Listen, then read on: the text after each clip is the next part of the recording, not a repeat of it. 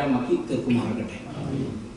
ഈ ഒരു പ്രോഗ്രാമിൻ്റെ സ്വാഗത പ്രഭാഷണം നടത്തുന്ന സാലിഹ് നാലകത്ത് അദ്ദേഹത്തെ ഞാൻ ആദരപൂർവ്വം ക്ഷണിക്കുകയാണ്.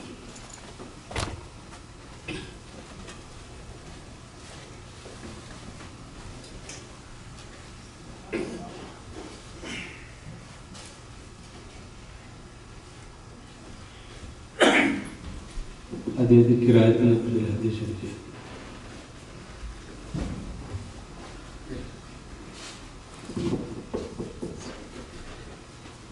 السلام عليكم ورحمة الله. أعوذ بالله من الشيطان الرجيم. بسم الله الرحمن الرحيم. إن في خلق السماوات والأرض واختلاف الليل والنهار لآيات لأولي الألباب الذين يذكرون الله قياما وقعودا وعلى جنوبهم ويتفكرون في خلق السماوات والأرض ربنا ما خلقت هذا باطلا سبحانك فقنا عذاب النار. السلام عليكم.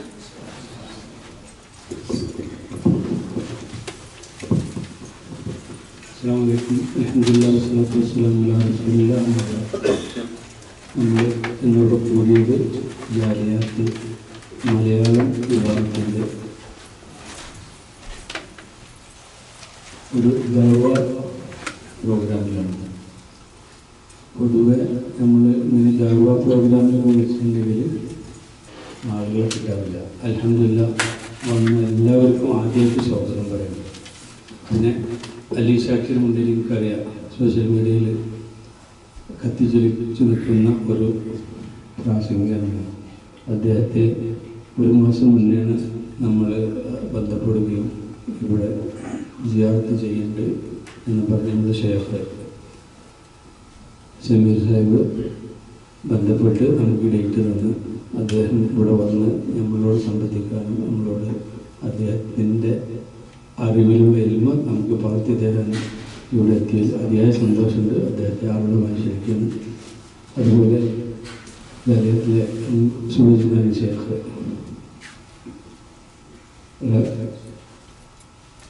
മലയാളത്തിൽ ഖുതുബ നടത്തുന്നുണ്ട്. അതിൻ്റെ നേതൃത്വം കൊടുക്കുന്നത് സമീർ സാഹിബാണ്. നിങ്ങളെല്ലാവരെയും ആ ഖുതുബയിലേക്കും ജുമ്മയിലേക്കും നിങ്ങൾ ക്ഷണിക്കുകയാണ്. കുറേ കാലമായിട്ട് നമ്മൾ അതേക്ക് വളരെ ഭംഗിയായിട്ട് മുന്നോട്ട് പോകുന്നുണ്ട്. അവിടെ നിങ്ങൾ ഒരിക്കലും അവിടെ ഖുതുബ നടക്കുന്നത് ഒരു പുത്തൻവാദികളുടെയാണ് എന്ന് പറഞ്ഞിട്ട് നിങ്ങൾ പിന്മാറില്ല. എന്നുവെച്ചാൽ അവിടെ ഖുതുബ ഖുർആനും ഹദീസും മാത്രമാണ് പറയുന്നത്. ഒരു വിഭാഗത്തിൻ്റെ എല്ലാവർക്കും വന്ന് അവിടെ കേൾക്കാം. അതിലേക്ക് നിങ്ങൾ ആർദ്രമായിട്ട് ശരിക്കും സമയം ഞാൻ അതിനെ ഉപയോഗപ്പെടുത്താണ്. അപ്പോൾ ദുബൈയുടെ മുന്നേ ഖുർആൻ ക്ലാസ് നടക്കുന്നുണ്ട്. നമ്മുടെ ഖിറാഅത്ത് അതിൻ്റെ എങ്ങനെയാണ് നമ്മൾ ഓതുന്നതിലൊക്കെ തെറ്റുണ്ട്. ഞാനവിടെ പോയിട്ട് ഇരുന്ന് മനസ്സിലാക്കുമ്പോഴാണ് എനിക്ക് മനസ്സിലാവുന്നത് നമ്മൾ ഓടുന്നതൊക്കെ തെറ്റാണെന്നുള്ളത്. അപ്പോൾ അത് ഖിറാഅത്തോടു കൂടി പഠിക്കാനുള്ള ഒരു സാഹചര്യം അവിടെ ഉണ്ട്. പ്ലാൻമാനായിട്ടുണ്ട്. എല്ലാവരെയും അതിലേക്ക് ആധാരം ക്ഷണിക്കണം. വേദിയിലിരിക്കുന്ന നേതാക്കന്മാർ, അതുപോലെ സദസ്സിലിരിക്കുന്ന നമ്മളെ ക്ഷണം സ്വീകരിച്ചുകൂടെ എത്തിയ എല്ലാവർക്കും എൻ്റെ ഹൃദയത്തിൻ്റെ ഭാഷയിൽ ഞാൻ നിങ്ങളെല്ലാവരും സ്വാഗതം ആശംസിക്കുകയാണ്. എൻ്റെ പേരിലും ജാലിയാത്ത് മലയാള വിഭാഗത്തിൻ്റെ പേരിലും വീണ്ടും ഒരിക്കൽ കൂടി സ്വാഗതം ആശംസിച്ചുകൊണ്ട് എടുക്കുന്നു. അസ്സലാമു അലൈക്കും വറഹ്മത്തുള്ളാഹി. ആശംസകൾ നേരുവാൻ വേണ്ടി ഡോക്ടർ നസീം സാഹിബിനെ ക്ഷണിക്കുന്നു.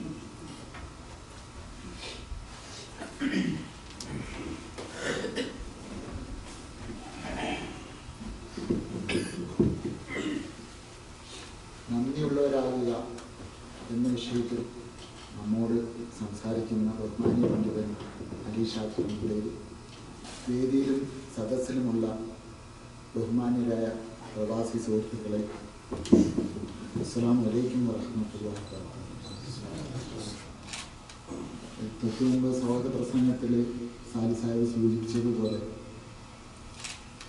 തായ് ജാലിയാത്തിൻ്റെ മലയാള വിഭാഗം നടത്തുന്ന കുത്തുബ നമുക്കെല്ലാം അറിയുന്നതുപോലെ ബിർജു ബാൻഡയിൽ നടക്കുന്നുണ്ട്.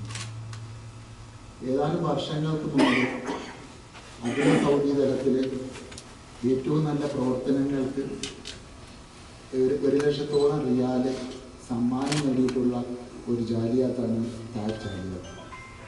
തീർച്ചയായിട്ടും ആ ഒരു പ്രവർത്തനത്തിൽ മലയാള വിഭാഗത്തിൻ്റെ പങ്കെന്ന് പറയുന്നത് വളരെ വലുതായിരുന്നു. ഇതുപോലുള്ള ഒരുപാട് സദസ്സുകളും ചടങ്ങുകളും പ്രോഗ്രാമുകളും ദവാ സംബന്ധമായിട്ടുള്ള ഒരുപാട് പ്രവർത്തനങ്ങൾ നടത്തുകയും അതിൻ്റെ അടിസ്ഥാനത്തിലാണ് അന്ന് ആ ഒരു നേട്ടം കരസ്ഥമാക്കാൻ കഴിയുന്നത്. തീർച്ചയായിട്ടും ഇതുപോലുള്ള പരിപാടികൾ ഇനിയും സംഘടിപ്പിക്കുവാനും അതിൽ പൂർണ്ണമായും പങ്കാളിത്തം എല്ലാ പ്രവാസി സുഹൃത്തുക്കളുടെയും പങ്കാളിത്തം ഉണ്ടാകാൻ ഉള്ള ശ്രമം നമ്മുടെ പുതുതായി ചുമതലയേറ്റ നമുക്കെല്ലാം സുപരിചിതനായ സമീർ മൗലവിക്ക് എന്ന് ആത്മാർത്ഥമായി ആശംസിക്കുന്നു. അത് അതിന് അള്ളാഹു എല്ലാ സഹായങ്ങളും നൽകട്ടെ എന്ന പ്രാർത്ഥനയോടെ നിർത്തുന്നു. അസ്സലാമു അലൈക്കും.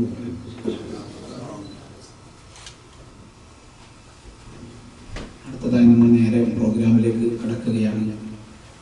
നമ്മൾ ഒരുപാട് ദീർഘിക്കുന്നില്ല, ഇൻഷാ അല്ലാഹ് പണ്ഡിതൻ, പ്രഭാഷകൻ, പ്രിയ സുഹൃത്ത്, ഉസ്താദ്, അങ്ങനെ ഒരുപാട് പദവികൾ അലങ്കരിക്കുന്ന ആത്മബന്ധമുള്ള എൻ്റെ വീട്ടിലെല്ലാം വന്നിട്ടുള്ള അത്രയും ബന്ധമുള്ള വ്യക്തിത്വമാണ്.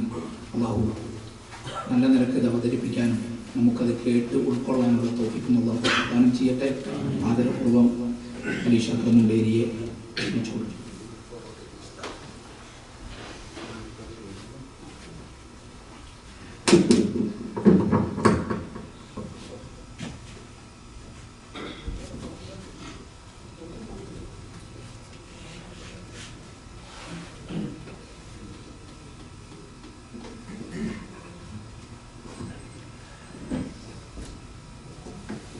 السلام عليكم ورحمة الله وبركاته. الحمد لله رب العالمين، نحمده ونستعينه ونؤمن به ونتوكل عليه، ونعوذ بالله من شرور أنفسنا ومن سيئات أعمالنا. من يهده الله فلا مضل له ومن يضلل فلا هادي له. أشهد أن لا إله إلا الله وحده لا شريك له. أشهد أن محمدا عبده ورسوله أرسله بالهدى ودين الحق ليظهره على الدين كله ولو كره المشركون. اللهم صل على محمد وعلى آل محمد كما صليت على إبراهيم وعلى آل إبراهيم إنك حميد مجيد.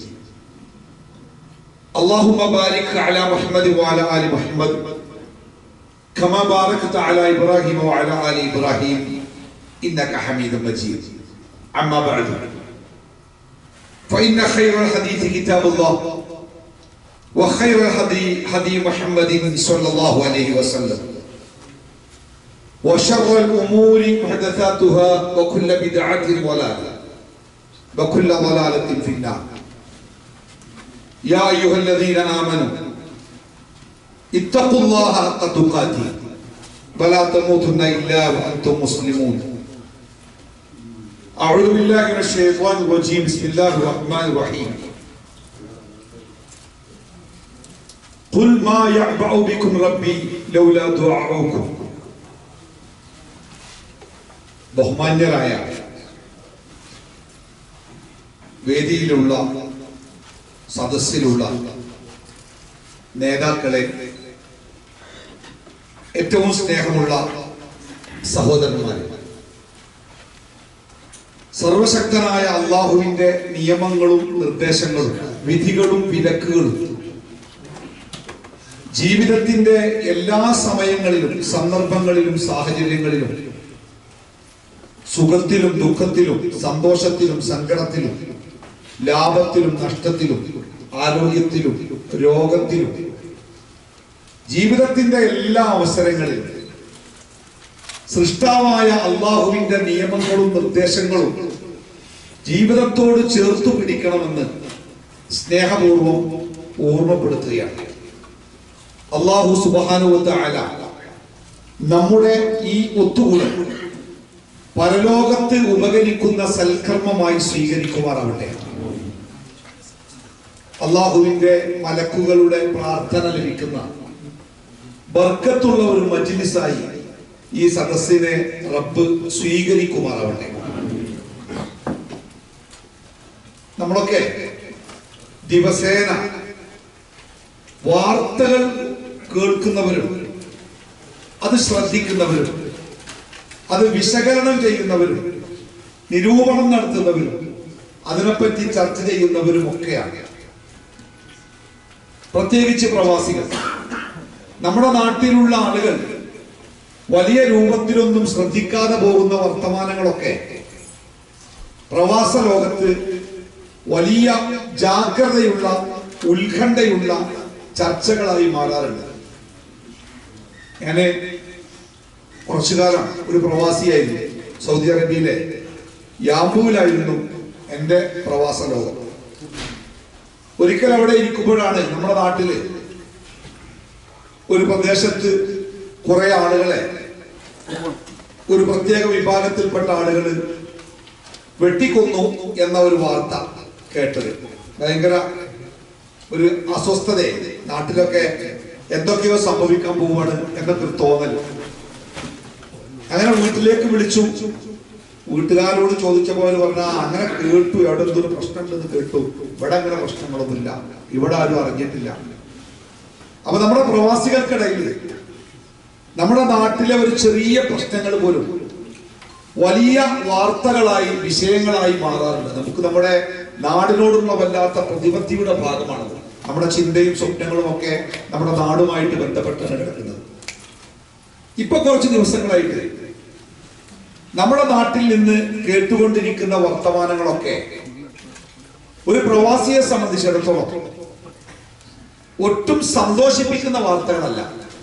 സങ്കടപ്പെടുത്തുകയോ ഉത്കണ്ഠപ്പെടുത്തുകയോ നമ്മുടെ നാടിന്റെ അവസ്ഥകളെ കുറിച്ചോർത്ത് സങ്കടപ്പെടാൻ കാരണമാവുകയോ ഒക്കെ ചെയ്യുന്ന ഒരുപാട് വാർത്തകളാണ് നമ്മൾ കേട്ടുകൊണ്ടിരിക്കുന്നത്. ഇത് നമ്മുടെ നാട്ടിൽ മാത്രമല്ല, ലോകത്തിന്റെ ഓരോരോ ഭാഗങ്ങളിൽ എന്തൊക്കെ സംഭവിക്കുന്നോ അതൊന്നും സത്യത്തിൽ അത്രയൊന്നും സന്തോഷിപ്പിക്കുന്ന കാര്യങ്ങളല്ല. കൊള്ളയും കൊള്ളിവെപ്പും അഴിമതിയും പീഡനങ്ങളും അടിമത്തവും അക്രമങ്ങളും യുദ്ധങ്ങളും കലാപങ്ങളും ഇതൊക്കെയാണ് നിരന്തരമായി നമ്മൾ കേട്ടുകൊണ്ടിരിക്കുന്ന വർത്തമാനങ്ങളുടെ ആകത്തുക. ഇതൊക്കെ കേൾക്കുമ്പോൾ നമ്മുടെ ഉള്ളിന്റെ ഉള്ളിൽ നിന്ന് പലപ്പോഴും ഒരു വിശ്വാസം പോലെ പുറത്തു വരാറുള്ള ഒരു സംഗതി, എന്തപ്പോ ഇങ്ങനെയൊക്കെ കാട്ടുക, എങ്ങട്ടപ്പോ ലോകത്തിന്റെ ഒരു പോക്ക്, അവസാനം നമ്മൾ പറയും ലോകത്തിന്റെ അവസാനം എത്താനായിട്ടുണ്ട്, അതുകൊണ്ടാണ് ഇങ്ങനെയൊക്കെ എന്ന് ഒരാത്മകഥം പോലെ പറഞ്ഞുകൊണ്ടാണ് പലപ്പോഴും നമ്മൾ ഇതൊക്കെ അവസാനിപ്പിക്കാറ്. സത്യത്തിൽ ഒരു കാര്യം നമ്മളൊക്കെ മനസ്സിലാക്കുന്നത് വളരെ നന്നായിരുന്നു. ലോകം എന്ന് പറഞ്ഞാൽ അത് ഇങ്ങനെ തന്നെയാണ്. അത് പല അവസ്ഥകളിലൂടെയാണ് ലോകം കടന്നുപോയത് ഇതുവരെ.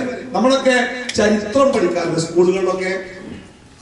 നമ്മൾ പഠിച്ച ചരിത്രം എന്ന് പറയുന്ന ചരിത്ര പാഠപുസ്തകങ്ങളൊക്കെ യുദ്ധങ്ങളെ കുറിച്ചും കലാപങ്ങളെ കുറിച്ചും വിജയങ്ങളെ കുറിച്ചും പരാജയങ്ങളെ കുറിച്ചും അധികാരങ്ങളെ കുറിച്ചും ഒക്കെയുള്ള ചർച്ചകളായിരുന്നില്ലേ. ലോകത്തിന്റെ ചരിത്രം അങ്ങനെയാണ്. എല്ലാ കാലത്തും ഇപ്പോ നമ്മുടെ നാട്ടിലൊക്കെ ഉണ്ട് എന്ന് നമ്മൾ പറയുന്ന ഈ സംഗതികളൊക്കെ ഉണ്ടല്ലോ, അത് ഇപ്പൊ അങ്ങോട്ട് ഉണ്ടായതല്ല. ലോകത്ത് ഇത്തരം സംഗതികളും ഇത്തരം പ്രവർത്തനങ്ങളും ഒക്കെ ഇതിനു മുമ്പും ഇതിനേക്കാൾ ഭീകരമായ രൂപത്തിൽ ഉണ്ടായിട്ടുണ്ട്.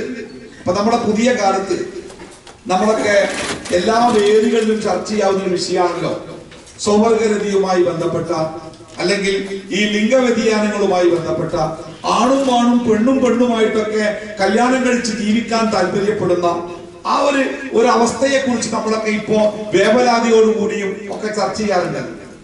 സത്യത്തില് വിശുദ്ധ ഖുർആൻ പഠിച്ച ഒരാൾക്ക് ഈ വിഷയവുമായി ബന്ധപ്പെട്ട് പറയാൻ ഒരു ചരിത്രം നമ്മുടെ മുമ്പിലില്ലേ?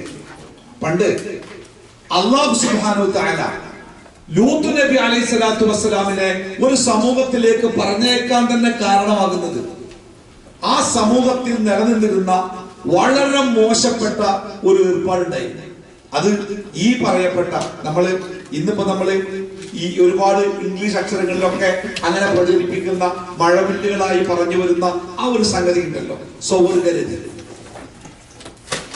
ഇത് ഒരു സമൂഹത്തിന്റെ മുഖമുദ്രയായ ഒരു കാര്യം.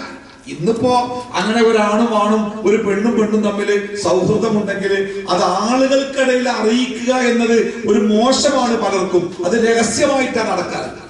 വല്ലപ്പോഴും ഒക്കെ മാത്രമേ അതൊരു പരസ്യ ചർച്ചയാവാറുള്ളൂ. എന്നാൽ ലൂത്ത് നബി അലൈഹി സ്വലാത്തു വസ്സലാം ദഅവത്ത് നടത്തുന്ന ആ സമൂഹത്തിൽ ഈ തിന്മ ഒരു സാധാരണ സംഭവമായിരുന്നു. ആ സമൂഹത്തെ നശിപ്പിക്കാൻ വേണ്ടി അല്ലാഹു സുബ്ഹാനഹു വ തആല മലക്കുകളെ പറഞ്ഞേക്കുന്നുണ്ട്.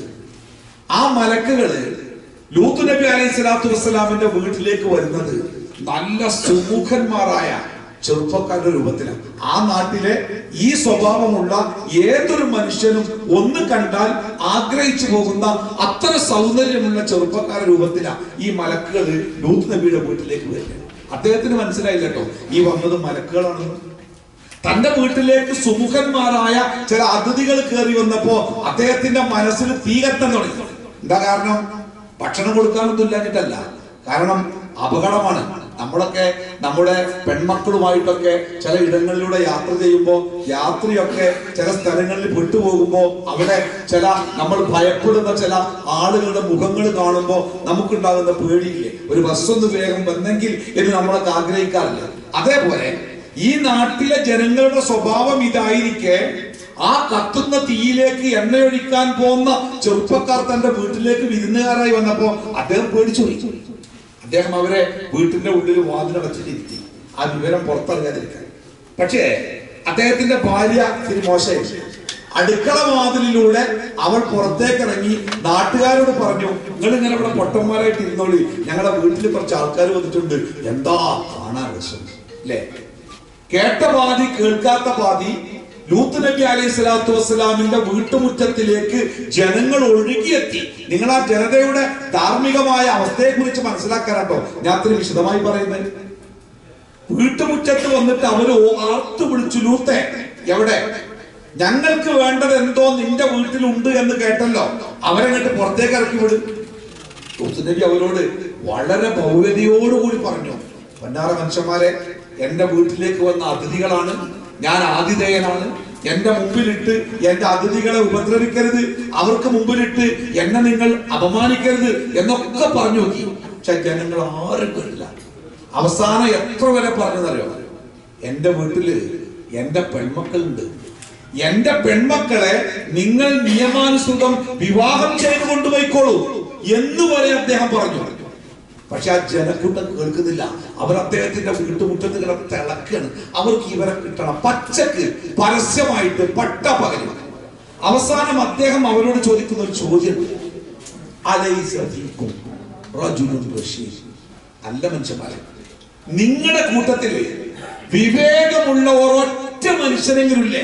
ഒരു മനുഷ്യൻ ഈ നാട്ടിൽ ഇത് മോശാണ്, ഇത് പാടില്ല, ഇത് തെറ്റാണ്, ഇത് എല്ലാവരും പിരിഞ്ഞു പോകണമെന്ന് നിങ്ങളോട് പറയാൻ നിങ്ങളുടെ നാട്ടില് വിവേകമുള്ള ഒരൊറ്റ മനുഷ്യനില്ലേ എന്ന് അദ്ദേഹം ചോദിക്കുന്ന ഒരു ചോദ്യം.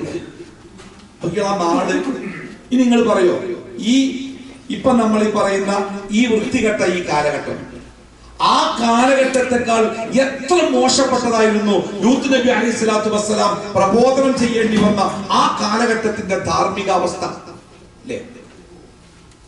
എല്ലാ രംഗത്തും നമ്മൾ ചരിത്രം, ഖുർആൻ നമ്മളെ പഠിപ്പിക്കുന്ന ചരിത്രം വായിക്കുമ്പോൾ അടിമത്തമാവട്ടെ, അക്രമമാവട്ടെ, ലഹരിയാവട്ടെ, വ്യഭിചാരമാവട്ടെ, അധികാരമുള്ളവന്റെ കയ്യൂക്കാവട്ടെ, ഈ രംഗത്തൊക്കെ ഈ ലോകം ഏറെ മോശപ്പെട്ടു പോയ കാലഘട്ടം മനുഷ്യന്റെ ചരിത്രത്തിൽ മുമ്പുണ്ടായിട്ടുണ്ട്. അപ്പൊ ഇന്നിപ്പോ ഞാൻ 2 ആഴ്ച മുമ്പ് പത്രത്തിലൊരു വാർത്ത വായിച്ചത്, ഒരു ചെറിയ തോട്ടിൽ ദുർഗന്ധം തോന്നിയപ്പോ അയൽവാസികളൊക്കെ പാടെ തെരഞ്ഞപ്പോ അവിടെ തുണിയിൽ പൊതിഞ്ഞ രൂപത്തിൽ ഒരു കുഞ്ഞിന്റെ ശരീരം കിട്ടി. ദിവസങ്ങളായിട്ടുണ്ട്, അത് അഴുകിപ്പോയിട്ടുണ്ട്. പോലീസ് വിളിച്ചു, പോലീസ് പരിശോധിച്ചു, അപ്പോൾ പെൺകുഞ്ഞിൻ്റെതാണ്. പോലീസ് കേസെടുത്തു, അന്വേഷണമായി. ആ പരിസരത്തിൽ നിന്ന് തന്നെ അത്രയൊന്നും ഒരു പ്രൊഫഷണൽ കുറ്റവാളി ആവാത്തത് കൊണ്ട് തന്നെ ഇത് മൂടി വെക്കാൻ പറ്റാത്ത ഒരു സാധു പെണ്ണിനെ പോലീസിന് പെട്ടെന്ന് കിട്ടി. അവളോട് ചോദ്യം ചെയ്തപ്പോ അവള് ഈ കുട്ടിയെ വലിച്ചെറിയാനുള്ള 2 കാരണം പറഞ്ഞേ. ഒന്ന്, പെൺകുട്ടിയാണ്, നോക്കാൻ കഴിയില്ല. 2, കുട്ടിയുടെ വാപ്പ ആരാണ് കൃത്യമായിട്ട് ആ പെൺകുട്ടിക്ക് അറിയില്ല, പല കാരണങ്ങൾ. അതുകൊണ്ട് തന്നെ ആ കുട്ടിയെ അവൾ ഉപേക്ഷിച്ച. അവൾക്ക് കേസെടുത്തു. നാട്ടിലൊരു വലിയ സംഭവമായി. ആളുകളൊക്കെ അതൊരു വലിയ സംഭവമായിട്ട് ഏറ്റെടുത്തു. അപ്പൊ ഒരു പെൺകുട്ടിയെ കൊന്നു എന്നത് ഒരു വലിയ കുറ്റമായിട്ട് കാണുന്നു വർത്തമാനകാലത്ത്.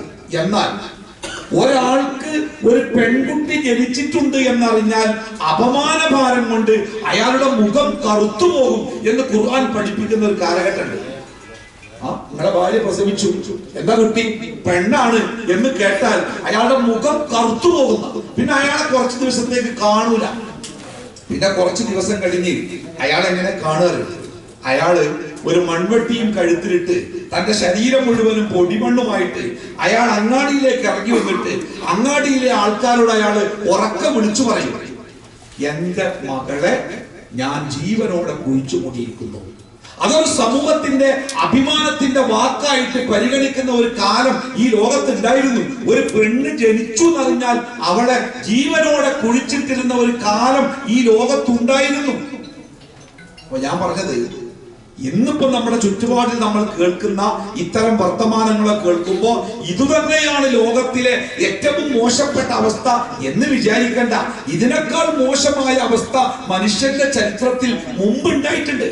ഇപ്പൊ ഈ നിരീശ്വരവാദം, പടച്ചോല്ല, മതല്ല, ദൈവല്ല എന്നൊക്കെ പറയുമ്പോ അതൊരു ആധുനിക രീതിയായിട്ട് ചില മനുഷ്യന്മാരൊക്കെ വിശ്വസിക്കുക.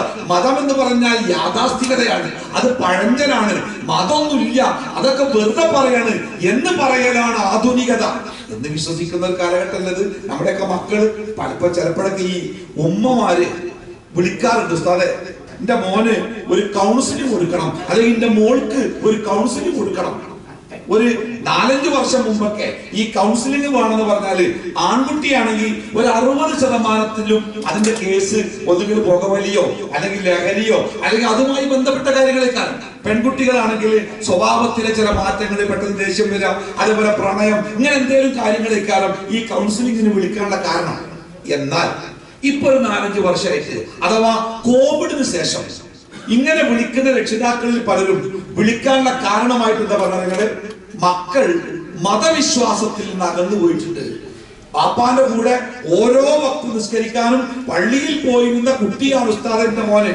ബാങ്ക് വിളിച്ചാല് ഇക്കാമത്ത് കൊടുക്കൽ അവനാണ്, അവൻ ഇടക്ക് ഇമാമ് നിൽക്കലുണ്ട്. അങ്ങനത്തെ കുട്ടിയാണ്. ഇപ്പൊ നിസ്കരിക്കലില്ല എന്ന് മാത്രമല്ല, നിസ്കരിക്കാൻ പറഞ്ഞാൽ ഒരു ചിരിയാണ്. ഒന്നുകൂടി പറഞ്ഞാൽ ഓൻ ചോദിക്കുന്ന ഒരു ചോദ്യമുണ്ട്, ഈ നിസ്കരിച്ചിട്ട് എന്താ കാര്യം?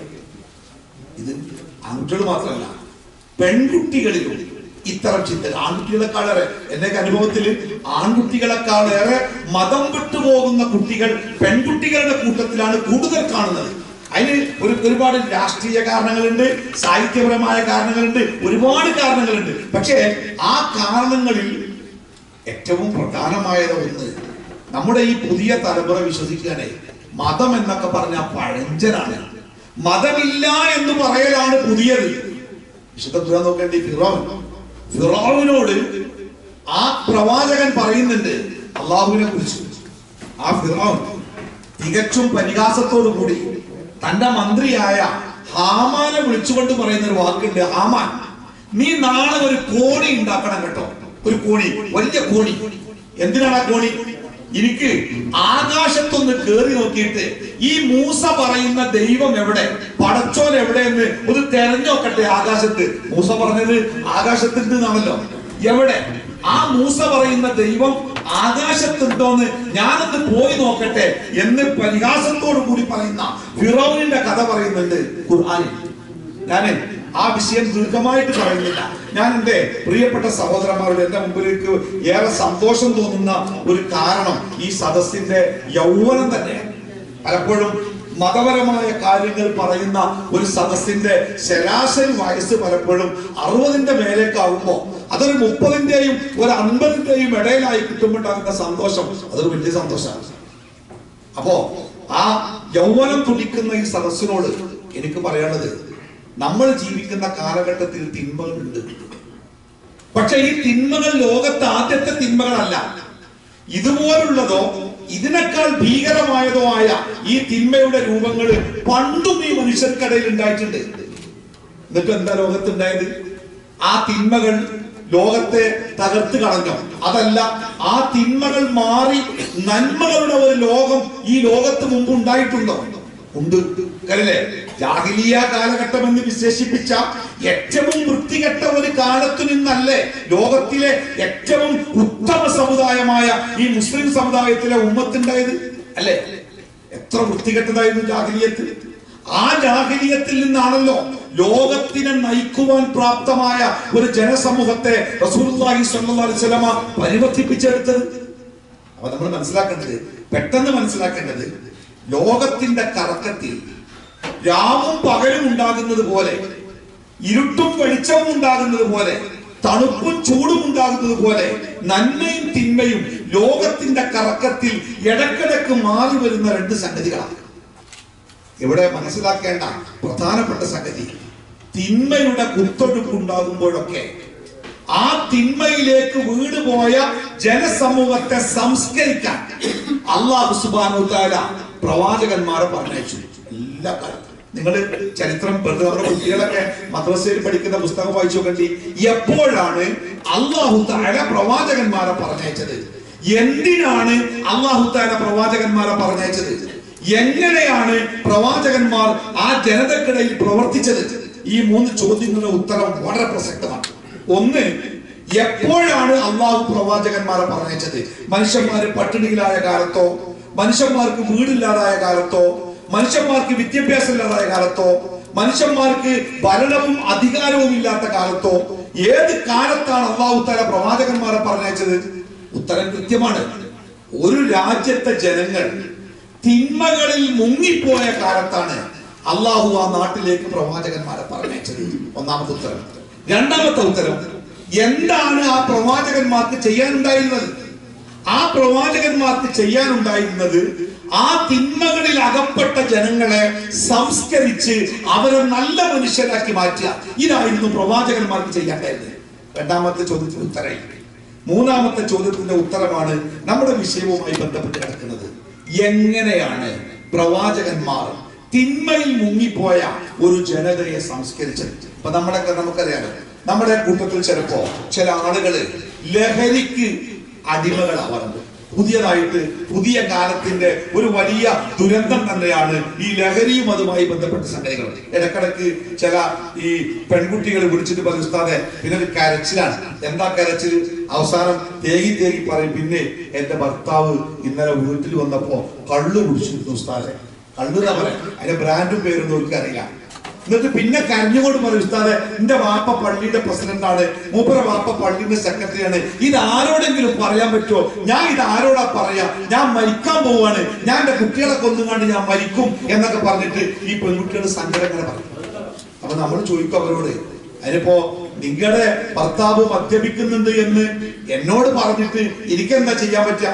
അപ്പോ അവര് പറയുന്ന ഒരു കാര്യം, ഉസ്താദെ എന്റെ ഭർത്താവിനെ നിങ്ങൾക്ക് ശരിക്കും അറിയാം, നിങ്ങൾ അദ്ദേഹത്തിന് അറിയാം, നിങ്ങളോട് സംസാരിക്കുന്ന ആളാണ്, നിങ്ങളുടെ പള്ളിയിൽ ഖുതുബ കേൾക്കാൻ വരുന്ന ആളാണ്, പലപ്പോഴും നിസ്കരിക്കാൻ വരുന്ന ആളാണ്, ഇങ്ങനെയൊക്കെ ചെയ്യുന്ന ആളാണ്. ഈ ലഹരി ഉപയോഗിച്ച് ലഹരിക്ക് അടിമയായി അവസാനം വീട്ടിലേക്ക് ലഹരിയോടുകൂടി കയറി വരുന്നത് എന്നത് സങ്കടകരമായ കാര്യമാണ്. മുഹമ്മദ് മുസ്തഫ സ്വല്ലല്ലാഹു അലൈഹി വസല്ലമ പറഞ്ഞു, ഒരാൾ ഒരു പ്രാവശ്യം ലഹരി ഉപയോഗിച്ചാൽ അയാൾ തൗബ ചെയ്തിട്ടില്ലെങ്കിൽ അയാളുടെ 40 ദിവസത്തെ നിസ്കാരങ്ങൾ അള്ളാഹ്ക്ക് വേണ്ട. 40 ദിവസത്തെ നിസ്കാരങ്ങൾ എത്ര ഉണ്ടാവുന്നത്? 200 നിസ്കാരം അള്ളാഹ്ക്ക് വേണ്ട. അള്ളാഹ് അങ്ങനെ തന്നെ വെട്ടി, അതുകൊണ്ട് രേഖയില്ല, അല്ലേ? അപ്പോ വ്യക്തിയെയും സമൂഹത്തെയും നശിപ്പിച്ചു കളയുന്ന ഈ ലഹരിയിലേക്ക് കൂപ്പുകുത്തുന്നവരുടെ കൂട്ടത്തിൽ ഒരിക്കലും അതിലുണ്ടാവാൻ പാടില്ലാത്ത നമ്മുടെ സമുദായത്തിന്റെ പങ്കിങ്ങനെ ക്രമാനുഗതമായി വളർന്നു വരുന്നവർ. അപ്പോ ഇത്തരം നമ്മുടെ കുടുംബത്തിലെ കാര്യം ഒറ്റപ്പെടുത്തുന്ന വ്യക്തികൾ ഉണ്ടാവുമ്പോ അവരെ പിന്നെ രക്ഷപ്പെടുത്താൻ വേണ്ടി നമ്മൾ ശ്രമിക്കാറുണ്ട്. ഒന്നുകിൽ അവരെ കൗൺസിലിംഗിന് വിധേയമാക്കും, അല്ലെങ്കിൽ അവർക്ക് നല്ല ചികിത്സ കൊടുക്കും, അല്ലെങ്കിൽ തിരൂര് വെട്ടത്തെ കൊണ്ടുപോയിട്ട് ജയിലിന് സമാനമായ ഇടങ്ങളിൽ അവരെ പിടിച്ചിട്ടിട്ട് ദിവസങ്ങൾ അവരെ മാറ്റം വരുത്താൻ ശ്രമിക്കും. എന്നിട്ട് എത്ര ആളുകൾ മാറിയിട്ടുണ്ട് എന്റെ അനുഭവത്തില്. നമ്മളങ്ങനെ പലരെയും കൊണ്ടിട്ട് പല ചികിത്സക്കും വിധേയമാക്കിയിട്ടുണ്ട്. എന്റെ അനുഭവത്തില് 100-ൽ ഒരു 80 ആളുകളും ആ തിരിച്ചുപോയി. അതിങ്ങനെ ആ ബാറിന്റെ മഞ്ഞ ബോർഡ് കണ്ടാല് പിന്നെ പിടിച്ചു നിൽക്കാൻ കയ്യിൽ കുറച്ച് ആൾക്കാർക്കുള്ളൂ. ഒരു 20% രക്ഷപ്പെട്ടിട്ടുണ്ട്, ബാക്കി 80 പോയിക്കുക. ക്ലാസ് എടുക്കുമ്പോൾ നമ്മളൊക്കെ കുട്ടികളോട് പറയാറുണ്ടേ, നമ്മുടെ കുട്ടികളൊക്കെ ഇപ്പൊ ഈ പുതിയ കുട്ടികള്, ചെറിയ കുട്ടികൾ വരെ ലഹരി ഉപയോഗിക്കുമ്പോ അവരെ നമ്മൾ കൗൺസിലിങ്ങിന് വിധേയമാക്കുമ്പോ അവർ പറയാനുള്ള വാക്ക് എന്താ അറിയോ? സാറേ, ഞാനിത് ഒരിക്കലേ ഉപയോഗിക്കൂ എന്ന ഉറപ്പോടുകൂടി എന്റെ കൂട്ടുകാരുടെ നിർബന്ധത്തിന് വഴങ്ങി ഉപയോഗിച്ചതാ, പക്ഷേ പിന്നീട് പലപ്പോഴും ആവർത്തിക്കേണ്ടി വന്നു. എല്ലാവരോടും പറയുന്നില്ല, നമ്മുടെ മക്കളോടൊക്കെ നമ്മൾ ശരിക്കും പറയണം. പുതിയ കാലത്തെ ഈ സിന്തറ്റിക് മയക്കുമരുന്നുകളുണ്ടല്ലോ, ഒരിക്കൽ ഉപയോഗിച്ചാൽ തിരിച്ചു നടക്കാനാവാത്ത വിധം അത് പിടിച്ചു കൊണ്ടുപോകും അവനെ, പ്രത്യേകിച്ച് നമ്മുടെ മക്കളെ. അതുകൊണ്ട് നമ്മൾ കൃത്യമായി ശ്രദ്ധിക്കണം. ഞാൻ പറഞ്ഞത് എന്താ വെച്ചാല്, മുഹമ്മദ് നബി സല്ലല്ലാഹു അലൈഹി വസല്ലമ ജീവിക്കുന്ന കാലഘട്ടത്തിൽ ആ നാട്ടിലെ 99% ആളുകളും ഈ ലഹരിയിൽ മുങ്ങിപ്പോയ ആളുകളായിരുന്നു. എങ്ങനെയാണ് പ്രവാചകൻ അവരെ അതിൽ നിന്ന് മാറ്റിയത്? കൗൺസിലിംഗ് കൊടുത്തിട്ടാണ്, അല്ലെങ്കിൽ നാടൻ മരുന്നോ പച്ചമരുന്നോ ആയുർവേദോ അലോപ്പതിയോ അറിഞ്ഞു കൊടുക്കുന്നതോ അറിയാതെ കൊടുക്കുന്നതോ എന്ത് മരുന്ന് കൊടുത്തിട്ടാ പ്രവാചകൻ അവരെ ആ ലഹരിയിൽ നിന്ന് മാറ്റിയത്? നിങ്ങൾ ചരിത്രം വായിച്ചിട്ടില്ലേ? ഒരൊറ്റ ആയത്താണ്. നിങ്ങൾക്ക് ലഹരിയിൽ നിന്ന് പിന്മാറാൻ സമയമായില്ലേ എന്ന ഒരൊറ്റ ചോദ്യത്തിന് സമയമായി എന്ന ഒരൊറ്റ മറുപടി. കുടിക്കുന്നവൻ വായിലുള്ളത് പുറത്തേക്ക് തുപ്പി, ഒഴിച്ചു കൊടുക്കുന്നവൻ പാത്രത്തിലുള്ളത് പുറത്തേക്ക് ചിന്തി. ഗോഡൌണുകളിൽ വലിയ സംഖ്യകളുടെ സ്റ്റോക്ക് ഉണ്ടായിരുന്നു സാധനങ്ങൾ. ഒരു കച്ചവടക്കാരനും പ്രവാചകന്റെ മുമ്പിൽ സങ്കടം പറഞ്ഞില്ല, റസൂലെ വലിയ സ്റ്റോക്ക് ഉണ്ട്, അത് വിറ്റ് തീരുന്നത് വരെ ഈ നിയമം ഒന്ന് പിൻവലിക്കണമെന്ന് ഒരാളും ആവശ്യപ്പെട്ടില്ല. എല്ലാവരും ചിന്തി ഒരൊറ്റ വാക്ക, സമയമായില്ലേ നിങ്ങൾക്ക്? സമയമായി. എന്തേ അതിന്റെ പിന്നിലെ പ്രചോദനം? അതാണ് നമ്മൾ ഈ വിഷയവുമായി ബന്ധപ്പെട്ട് ഏറ്റവും പ്രധാനമായി മനസ്സിലാക്കേണ്ടത്. എത്ര തിന്മയിലേക്ക് മറിഞ്ഞുപോയ മനുഷ്യനാണെങ്കിലും ആ മനുഷ്യരെ സംസ്കരിക്കാൻ അല്ലാഹു സുബ്ഹാനഹു തആല ഈ ലോകത്ത് നിശ്ചയിച്ച മരുന്നാണ് വിശുദ്ധ ഖുർആൻ. ഹുവല്ലദീ ബഅസ ഫിൽ ഉമ്മീന റസൂലൻ മിൻഹും യത്ലു അലൈഹിം ആയാതി വയുസക്കിഹിം വയുഅല്ലിമുഹുൽ കിതാബ വൽ ഹിക്മ. ഹുവല്ലദീ ബഅസ ഫിൽ ഉമ്മീന റസൂലൻ. അക്ഷരമറിയാത്ത ഒരു ജനതയിലേക്ക് അക്ഷരമറിയാത്ത ഒരാളെ തന്നെ പ്രവാചകനായി പറഞ്ഞയച്ചു. എന്നിട്ടോ യത്ലു അലൈഹിം ആയാതി, അല്ലാഹുവിന്റെ ആയത്തുകൾ ഓതി കൊടുത്തു. വയുസക്കിഹിം, അതിലൂടെ അവരെ സംസ്കരിച്ചു. വയുഅല്ലിമുഹുൽ കിതാബ വൽ ഹിക്മ, ആ ഖുർആനും അതിന്റെ വിശദീകരണവും അവർക്ക് പഠിപ്പിച്ചു കൊടുത്തു. വഇൻ കാനൂ മിൻ ഖബ്ലു ലഫീ ളലാലിൻ മുബീൻ, അതിനു മുമ്പ് ആ ജനത ഏറ്റവും വൃത്തികെട്ട ഒരു ജനതയായിരുന്നു. വ്യക്തമാണല്ലോ കാര്യങ്ങൾ. നമ്മളെ കൂട്ടത്തിലൊക്കെ നമുക്ക് തോന്നാറില്ലേ, എനിക്കെന്താ നന്നാവാൻ പറ്റാത്തത്? എന്റെ ജീവിതത്തിൽ കുറെ തെറ്റുകൾ ഉണ്ടല്ലോ, തെറ്റാണെന്ന് എനിക്കറിയാലോ, ഒഴിവാക്കണമെന്ന് പലപ്പോഴും തോന്നിയിട്ടുണ്ടല്ലോ. കഅബന്റെ കില്ല പിടിച്ച് കണ്ണീരോടുകൂടി പടച്ചോനെ ആ തെറ്റിന് എന്റെ ജീവിതത്തിൽ ഉണ്ടാവരുതെന്ന് എത്ര വട്ടം നമ്മളൊക്കെ കരഞ്ഞു പറഞ്ഞിട്ടുണ്ട്. പക്ഷെ ഒരാഴ്ചയുടെ ആയുസ് നമ്മളെ വിളിക്കാറുണ്ട് ചെറുപ്പക്കാർ. അത് ഇനി അങ്ങനെ ഉണ്ടാവൂലെന്ന് ഞാൻ ഉറപ്പിച്ച് എന്റെ ഭാര്യയും മക്കളുടെയും മുമ്പിൽ സത്യം ചെയ്ത് പറഞ്ഞ. പക്ഷെ 4 മണിക്ക് അവൾ വിളിക്കും. ആരാണ് അവൾ? ഏതോ വിളിക്കും.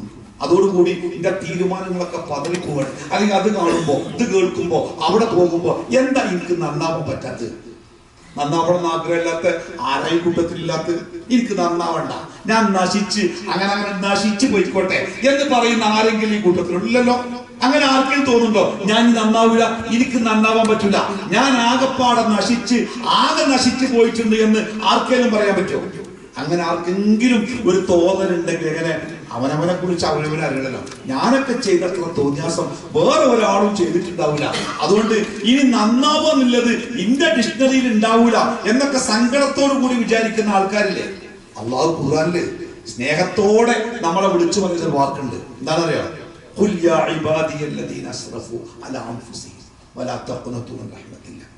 തെറ്റുകൾ ചെയ്ത് ചെയ്ത് ചെയ്ത് ചെയ്ത് ഇനി ഞാൻ ഒരിക്കലും നന്നാവൂല, ഞാനാകെ നശിച്ചു പോയി എന്ന് നിരാശപ്പെടുന്ന മനുഷ്യന്മാരെ, അള്ളാന്റെ കാരുണ്യത്തെ കുറിച്ച് നിങ്ങൾ ഒരിക്കലും നിരാശരാവരുത് കേട്ടോ. നിങ്ങൾ എത്ര തെറ്റ് ചെയ്തിട്ടുണ്ടെങ്കിലും അത് പൊറുക്കുന്നവനാ പടച്ചോൻ, അത്ര കാരുണ്യവാനാ. അതുകൊണ്ട് നിരാശ എന്നത് ജീവിതത്തിൽ വേണ്ട എന്ന് അള്ളാഹു പഠിപ്പിക്കുന്നുണ്ട്. അപ്പൊ നമ്മുടെ ഉള്ളിൻ്റെ ഉള്ളിൽ ഒരാഗ്രഹമുണ്ട്, എനിക്ക് നന്നാവണല്ലോ. എന്താ നന്നാവാൻ മാർഗം? എന്താ നന്നാവാൻ മാർഗം? അള്ളാഹു തആല ഖുർആനിൽ പറയുന്നുണ്ട്, 2 തരം മനുഷ്യന്മാരുണ്ട് ഈ ലോകത്ത്. ഒന്ന് അമ്മാമൻ തഗാ വആഥറൽ ഹയാത്തദ് ദുനിയ ഫഇന്നൽ ജഹീമ ഹിയ. മനസ്സിൽ എന്താണോ തോന്നുന്നത് അതൊക്കെ ചെയ്യുന്ന ചില ആൾക്കാരുണ്ട്. അതാണ് എനിക്കിഷ്ടം, അതെനിക്കിഷ്ടാണ്, അതൊരു രസാണ്, അതാണ് ഓന്റെ മനസ്സിൽ എന്താ തോന്നുന്നത് അതൊക്കെ ചെയ്യുന്ന ചില ആൾക്കാരുണ്ട്. അതിൽ ശരിയോ തെറ്റൊന്നുമില്ല, അത് പാടുള്ളോ പാടില്ല എന്നില്ല, എന്താണോ തോന്നുന്നത് അതൊക്കെ ചെയ്യും. അങ്ങനത്തെ ഒരു വിഭാഗം ആൾക്കാർ ഈ ലോകത്തുണ്ട്, അവർ നരകത്തിലെത്തും. രണ്ടാമത്തേത്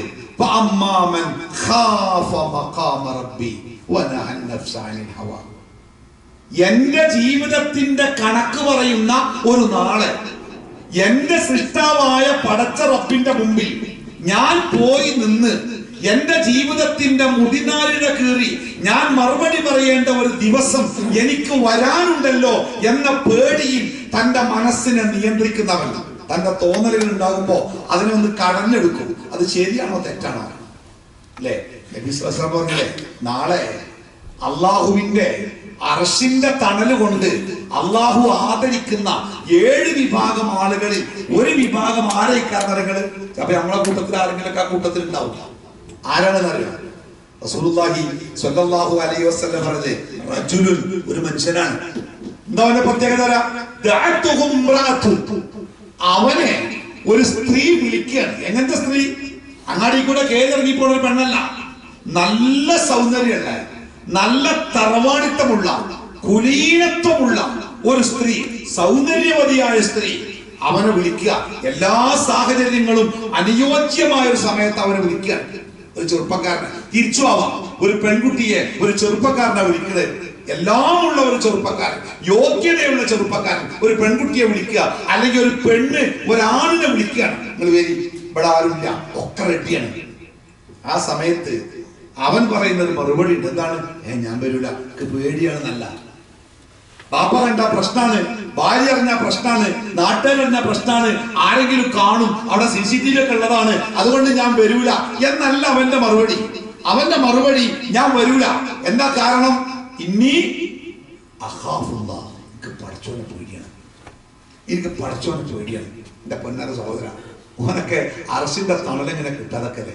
അങ്ങനത്തെ ഒരു സാഹചര്യത്തില് എല്ലാ സാഹചര്യം അനുകൂലമാകുമ്പോ വിളിക്കുന്നവളോട് ഞാനില്ല, എനിക്ക് റബ്ബിനെ പേടിയാണ് എന്ന് പറയാൻ ഒരു മനുഷ്യന് കഴിഞ്ഞാൽ ആ മനുഷ്യന്റെ മനസ്സിന്റെ ആ ഒരു ചിന്താഗതി മാത്രമേ ഈ ലോകത്ത് മനുഷ്യനെ തിന്മയിൽ നിന്ന് അകറ്റാനാവൂ. അതുകൊണ്ട് എന്റെ സംസാരത്തിന്റെ ആമുഖം എന്നോണം എനിക്ക് പറയാനുള്ളത്, നമുക്ക് നന്നാവണമെന്ന് ആഗ്രഹം ഉണ്ടെങ്കിൽ, നമ്മുടെ ചുറ്റുപാടുകളിലുള്ളവരെ നന്നാക്കണമെന്ന് ആഗ്രഹമുണ്ടെങ്കിൽ, നമ്മുടെ സമൂഹത്തിൽ നന്മയുണ്ടാക്കണമെന്ന് ആഗ്രഹമുണ്ടെങ്കിൽ, അതിന് അല്ലാഹു സുബ്ഹാനഹു തആല ഈ ലോകത്ത് നിശ്ചയിച്ച 2 മരുന്നല്ല. ഒന്ന് ഖുർആനാണ്, ഒന്ന് സുന്നത്താണ്. എന്നിട്ട് നബി സല്ലല്ലാഹു അലൈഹി വസല്ലം പറയണേ, ഞാൻ ഈ ലോകത്ത് നിന്ന് പോകും. റസൂൽ പോയി, 1500 കൊല്ലം മുമ്പ് പോയി. ആ പ്രവാചകന്റേതായിട്ടൊന്നും ഈ ലോകത്ത് ഭൗതികമായിട്ട് ബാക്കിയില്ല. പക്ഷേ പോകുന്നതിന് മുമ്പ് ഹബീബായ റസൂലുള്ളാഹി സ്വല്ലല്ലാഹു അലൈഹി വസല്ലം പറഞ്ഞു, തറക്തു ഫീകും അംറൈൻ, 2 കാര്യങ്ങൾ നിങ്ങൾക്ക് തന്നിട്ടാട്ടോ ഞാൻ പോണേ. ലൻ തദില്ലു മാ തമസ്സക്തും ബിഹിമാ. ലൻ എന്ന അറബി വാക്കിന്റെ അർത്ഥം എന്താ പറയുന്നത്? ലാമ് നൂന്. ലൻ എന്ന അറബി വാക്കിന്റെ അർത്ഥം ഒരിക്കലും ഇല്ല. 1% പോലും സാധ്യതയില്ല, ഒരിക്കലുമില്ല. ലൻ തദില്ലു, നിങ്ങൾ ഒരിക്കലും വഴിപിഴക്കൂല. മാ തമസ്സക്തും ബിഹിമാ, അത് രണ്ടും മുറുകെ പിടിക്കുന്നിടത്തോളം. അതായത് ഖുർആനും സുന്നത്തും ഈ ലോകത്ത് വെച്ചിട്ടാ പോയത് റസൂൽ. ആ റസൂലുള്ളാഹി സ്വല്ലല്ലാഹു അലൈഹി വസല്ലമയുടെ കാലത്ത് എങ്ങനെയായിരുന്നോ ഖുർആൻ, അങ്ങനെ തന്നെ ഈ ലോകത്ത് ഇപ്പോഴും ഉണ്ട്, ഒരു മാറ്റമല്ല. നോക്കി നിങ്ങൾ, ഗാന്ധിജി മരിച്ചത് എന്നാ ഗാന്ധിജി വേണ്ടിയിട്ട് മരിച്ചത് 948-ലാണ്. ഗാന്ധിജിയുടെ ജീവിതം മാധ്യമങ്ങളുടെ മുമ്പിലാണ്. വീഡിയോ ക്യാമറ, വീഡിയോ ചിത്രങ്ങളൊക്കെ ഉണ്ട്. ഗാന്ധിജിയുടെ ജീവിതത്തിന്റെ വീഡിയോ ക്ലിപ്പുകളൊക്കെ എപ്പോഴും നമുക്ക് കാണാൻ കിട്ടും. അദ്ദേഹം ചരിത്രത്തിന്റെ മുമ്പിലാണ് ജീവിച്ചത്. പക്ഷെ ഞാൻ നിങ്ങളോട് ചോദിക്കാം, ഗാന്ധിജി എങ്ങനെയായിരുന്നു കിടന്നുറങ്ങിയത്? ഗാന്ധിജി എങ്ങനെ ഉറങ്ങിയിട്ടുണ്ടാവുമല്ലേ? ഉറങ്ങിയിട്ടുണ്ട്. പക്ഷെ എങ്ങനെ ഉറങ്ങിയത് നമുക്കറിയില്ല. ഗാന്ധിജി പോട്ടെ, ഈ ലോകത്തിനെ ഇളക്കി മറിച്ച വിപ്ലവ നായകന്മാരുടെ ഏതെങ്കിലും ഒരു ജീവിത രീതിയെ കുറിച്ച് നമുക്ക് എന്താ അറിവുള്ളത്? എന്നാൽ ഈ പത്രങ്ങളും ഈ വീഡിയോയും ഈ ക്യാമറയും ഈ മൈക്കും ഇതൊന്നും ഇല്ലാത്ത കാലത്ത്, ഈ പെട്രോളിയത്തിന്റെ പളപളപ്പില്ലാത്ത കാലത്ത്, ഊഷരമായ മക്കയിൽ, എന്താ മക്കളെ ആ കഅബയിലെ അങ്ങനെ അല്ലെങ്കിൽ എന്താ മക്കളുടെ അവസ്ഥ? ആ മക്കയിലെ കരിമ്പാറക്കെട്ടുകൾക്കിടയിൽ മുഹമ്മദ് നബി സല്ലല്ലാഹു അലൈഹി വസല്ലമ 1500 കൊല്ലം മുമ്പ് എങ്ങനെയാണ് കിടന്നുറങ്ങിയതെന്ന് ചോദിച്ചാൽ ഉത്തരമുണ്ട് ഈ ലോകത്ത്. ഒതു ചെയ്ത് ചൊല്ലേണ്ടതൊക്കെ ചൊല്ലിപ്പറഞ്ഞ് പ്രവാചകൻ തന്റെ വിരിപ്പിലെത്തി വലതുഭാഗത്തേക്ക് ചെരിഞ്ഞ് വലത്തെ കൈപ്പത്തിയിൽ തന്റെ വലത്തെ കവിള് ചേർത്ത് വെച്ചുകൊണ്ട് പ്രവാചകൻ ഉറങ്ങി. എന്നുറങ്ങിയത് നിങ്ങള് 1500 കൊല്ലം. ക്യാമറ ഇല്ലാത്ത കാലത്ത്, പേപ്പർ ഇല്ലാത്ത കാലത്ത്, എഴുതാൻ പേനയും മഷിയും ഇല്ലാത്ത കാലത്ത് ആ പ്രവാചകൻ ഉറങ്ങിയത് എങ്ങനെയാന്ന് ഇപ്പൊ എന്നോട് ചോദിച്ചാൽ, നിങ്ങളോട് ചോദിച്ചാൽ നിങ്ങൾക്ക് അറിയില്ല അല്ലേ? വീട്ടിൽ കയറുമ്പോ വലത്തെ കാലത്ത് വെച്ച് നിങ്ങൾ കയറിയപ്പോൾ ഒരാൾ ചോദിക്കുക, അതെന്താ വലത്തെ കാലം വെച്ച് കയറിയത്? എന്താ മറുപടി? എന്റെ റസൂൽ അങ്ങനെ കയറിയത് സ്വല്ലല്ലാഹു അലൈഹി വസല്ലം അല്ലേ? എന്താലേ ആ പ്രവാചകൻ സ്വല്ലല്ലാഹു അലൈഹി വസല്ലമ ഈ ലോകത്ത് നിന്ന് 1500 കൊല്ലം മുമ്പ് പോയെങ്കിലും ആ പ്രവാചകന്റെ ജീവിതം ഇപ്പോഴും ഈ ലോകത്ത് ജ്വലിച്ചു നിൽക്കുക. എന്തറിയോ? ഈ ലോകത്ത് നന്മ ആഗ്രഹിക്കുന്ന മനുഷ്യർക്ക് ആ നന്മയിലേക്ക് പോകാൻ 2 കാര്യങ്ങളാണ് വേണ്ടത്. ഒന്ന് ഖുർആനാണ്, അത് സുന്നത്താണ്. അതുകൊണ്ട് ഖിയാമത്ത് നാൾ വരെ അത് ഈ ലോകത്ത് നിലനിൽക്കാൻ. അതുകൊണ്ട് എന്റെ പ്രിയപ്പെട്ട സഹോദരി സഹോദരന്മാരോട് സ്വന്തം ജീവിതത്തിൽ ആ ഖുർആൻ സുന്നത്തും പ്രാവർത്തികമാക്കുക. മറ്റുള്ളവർക്ക് ആ ഖുർആൻ സുന്നത്തും പഠിപ്പിച്ചു കൊടുക്കാൻ ശ്രദ്ധിക്കുക. അതങ്ങനെ വെറുതെ ഓതാനുള്ളതല്ല, അത് ജീവിതത്തിന്റെ ഭാഗമാക്കാനുള്ളതാണ് അല്ലെ? എല്ലാ കാര്യങ്ങളും ജീവിതത്തിന്റെ ഭാഗം. തമാശ പറയാനുണ്ടേ, ബാപ്പ അത്യാവശ്യം സാമ്പത്തികമൊക്കെ ഉണ്ട്, പക്ഷെ ദേശ രാഷ്ട്രീയ സ്വാധീനമൊക്കെ ഉണ്ട്. ആ സ്വാധീനമൊക്കെ ഉപയോഗിച്ച് മൂപ്പര് റേഷൻ കാർഡ് വെള്ളക്കാർഡാക്കി. വെള്ളക്കാർഡ് നമുക്കറിയാല്ലേ, ഇഷ്ടം പോലെ ഏറ്റവും മാത്രം അരി കിട്ടും റേഷൻ കടയിൽ നിന്ന് വെള്ളക്കാർഡുള്ളവർ. അങ്ങനെ ആ വെള്ളക്കാർഡൊക്കെ വാങ്ങി, അരി വാങ്ങി തലയിലും വെച്ച് വീട്ടിലേക്ക് കയറി വരുമ്പോ വീടിന്റെ ഉമ്മറപ്പടിയിൽ ഇരുന്ന് അദ്ദേഹത്തിന്റെ പേരക്കുട്ടി ഖുർആൻ ഓതി പഠിക്കുക മദ്രസയ്ക്ക്. അപ്പൊ ഇതിൽ ആയത്തുണ്ട്, യാ അയ്യുഹല്ലദീന ആമനൂ ലാ തഅകുലു അംവാലകും ബൈനകും ബിൽ ബാത്തിൽ. മൂപ്പരക്കുട്ടിയുടെ തലക്കൊരു കൊട്ടുകട പൊട്ട ബാത്തില് നല്ല മഖ്റജ് എന്ന് വായിക്കടാ, ബാത്തിലുണ്ട് അല്ലേ? എന്താണ് ആയത്തരങ്ങള്? സത്യവിശ്വാസികളെ, നിങ്ങൾക്ക് അർഹതയില്ലാത്തത്, നിങ്ങൾക്ക് അവകാശമില്ലാത്തത്, ലാ തഅകുലു അംവാലകും ബൈനകും ബിൽ ബാത്തിൽ, അന്യായമായി നിങ്ങൾ തിന്നാൻ പാടില്ല. സത്യത്തിൽ ഈ ആയത്ത് കേൾക്കുമ്പോൾ അയാൾക്ക് എന്താ തോന്നുന്നത്? നിങ്ങള് നിന്റെ തലയിൽ വെച്ച അരി ഇത് എനിക്ക് തിന്നാളല്ല. ഒരു ഉറുപ്പിക വരുമാനമില്ലാത്ത ഈ രാജ്യത്തെ പാവപ്പെട്ടവർക്ക് കൊടുക്കാൻ ഗവൺമെന്റ് നിശ്ചയിച്ച അരി എന്റെ രാഷ്ട്രീയ സ്വാധീനം ഉപയോഗിച്ച് കാടിന്റെ നിറം മാറ്റി എന്റെ വീട്ടിൽ കൊണ്ടുവന്ന് എന്റെ കുട്ടിയൊക്കെ തിന്നാൻ കൊടുക്കാൻ പാടില്ല എന്നാണ് ഈ ആയത്ത് പറയുന്നത്. അതുകൊണ്ട് ഈ അരി എനിക്ക് വേണ്ട. അങ്ങനെ തന്നെ കൊണ്ടുപോയിട്ട് ആ അരി റേഷൻ കടയിൽ കൊട്ടിക്കൊടുത്ത് പോരണം. അതിന് മൂപ്പർക്ക് അറിയില്ലല്ലോ ഈ ആയത്തിൽ എന്താണ് അറിയോ? ഹിന്ദിപ്പാട്ട് പാടുന്നമാർക്ക് മൂടി അങ്ങനെ പോവുക എന്നല്ലാതെ എന്താണ് ഈ പറഞ്ഞത് മൂപ്പർക്ക് അറിയില്ലല്ലോ അല്ലേ? അല്ലാഹു തആല ഖുർആനിനെ നമുക്ക് തന്നത് എന്തിനാ അറിയങ്ങള്? എന്തിനാ ഖുർആനെ തന്നത്? ഓതാനാ? ഓതി കത്തം തീർത്ത് തീരാനാ? അല്ലല്ലോ. ഹുദൽ ലിന്നാസ്, വബയ്യിനാത്തിൻ മിനൽ ഹുദാ വൽ ഫുർഖാൻ. ഖുർആൻ ഓതൽ പ്രതിഫലാർഹമായ കാര്യമാണ്. ഓരോ അക്ഷരത്തിനും കൂലിയുണ്ട്. പക്ഷെ അങ്ങനെ കൂലി ഉണ്ടാക്കാൻ മാത്രമല്ല ഖുർആനിന്റെ ഒന്നാമത്തെ ലക്ഷ്യം എന്താ? ഹുദൻ ലിന്നാസ്, മനുഷ്യർക്ക് വഴി കാണിക്കാനാ. ഞാപ്പങ്ങൾക്ക് ഒരാളോട് ഇന്ന സ്ഥലത്തേക്ക് ഈ തായിഫിൽ നിന്ന് ഒരു 1000 കിലോമീറ്റർ അപ്പുറമുള്ള സ്ഥലത്തേക്ക് നിങ്ങളൊരാളെ പറഞ്ഞേക്കാണ്. ആ പറഞ്ഞേക്കാണ് റൂട്ട് കൃത്യമായിട്ട് എഴുതിയിട്ട് ഞങ്ങളുടെ കയ്യിലൊരു പേപ്പറിൽ തന്നിട്ടുണ്ട്, ഇത് നോക്കി പോയിക്കോന്ന് പറഞ്ഞേക്കാം. നിങ്ങൾ നോക്കിയില്ല, ഇടക്കൊന്ന് മറിച്ചു നോക്കി. അപ്പൊ അത് നമുക്കറിയാത്തൊരു ഭാഷയില അങ്ങനെ തന്നെ മറിച്ച് വെച്ച് നമ്മളെവിടെ എത്തുക, നമ്മളെവിടെയെങ്കിലും എത്തും. പക്ഷെ നമ്മുടെ കയ്യിൽ റൂട്ട് ഉണ്ടായിരുന്നു, അത് നമ്മൾ നോക്കിയില്ല. ആ നോക്കിയത് മനസ്സിലാക്കാൻ ശ്രമിച്ചില്ല അല്ലേ? അതുകൊണ്ട് ഒന്ന് നമ്മുടെ ജീവിതത്തിൽ മാറ്റം ഉണ്ടാക്കാൻ നമ്മുടെ സൃഷ്ടാവ് നിശ്ചയിച്ച മനോഹരമായ മരുന്നാണ് ഖുർആനും സുന്നത്തും. അത് പഠിക്കാതെ, അത് അവഗണിച്ച്, അതൊഴിവാക്കി ഈ ലോകത്ത് ഒരു മനുഷ്യനും നന്നാവൂലട്ടോ. ഒരു മനുഷ്യൻ നന്നാവൂല. നമ്മുടെ മനസ്സിന്റെ ഉള്ളിലേക്ക് ആ നേരത്തെ പറഞ്ഞല്ലോ, ഇന്നി അഖാഫുല്ലാഹ്, എനിക്ക് പടച്ചോനെ പേടിയാണ്. ഭാര്യയെ പേടിക്കുന്ന ആൾക്കാരുണ്ടാവാ, പക്ഷെ ഭാര്യ ഇല്ലാത്തപ്പോ കേടുവരും. ബാപ്പാനെ പേടിക്കുന്ന ആൾക്കാരുണ്ടാവാ, ബാപ്പാന്റെ കൺവട്ടത്തിൽ നിന്ന് മാറിയാലോ കേടുന്നു പോകും. ഉമ്മാനെ പേടിക്കുന്ന ആൾക്കാരുണ്ടാവാ, പക്ഷെ ഉമ്മാന്റെ കണ്ണെത്താത്തോടത്തോ കേടുവരും. മക്കളെ പേടിക്കുന്ന ആൾക്കാരുണ്ടാവാ, മക്കളെ കാണാതെ കേടുവരും. പക്ഷേ പടച്ചോനെ പേടിക്കുന്ന ഒരാള് എവിടുന്ന കേടുവരിക? പടച്ചോന്റെ കണ്ണെത്താത്ത എവിടെ നമുക്ക് എത്തിപ്പെടാൻ പറ്റുക? അതുകൊണ്ട് എപ്പോഴും നമ്മുടെ ആ ഒരു ബോധ്യവും ബോധവും നമ്മുടെ മനസ്സിലുണ്ടാവണം. ഞാൻ വിശേഷിക്കുന്ന വരിക കേട്ടോ.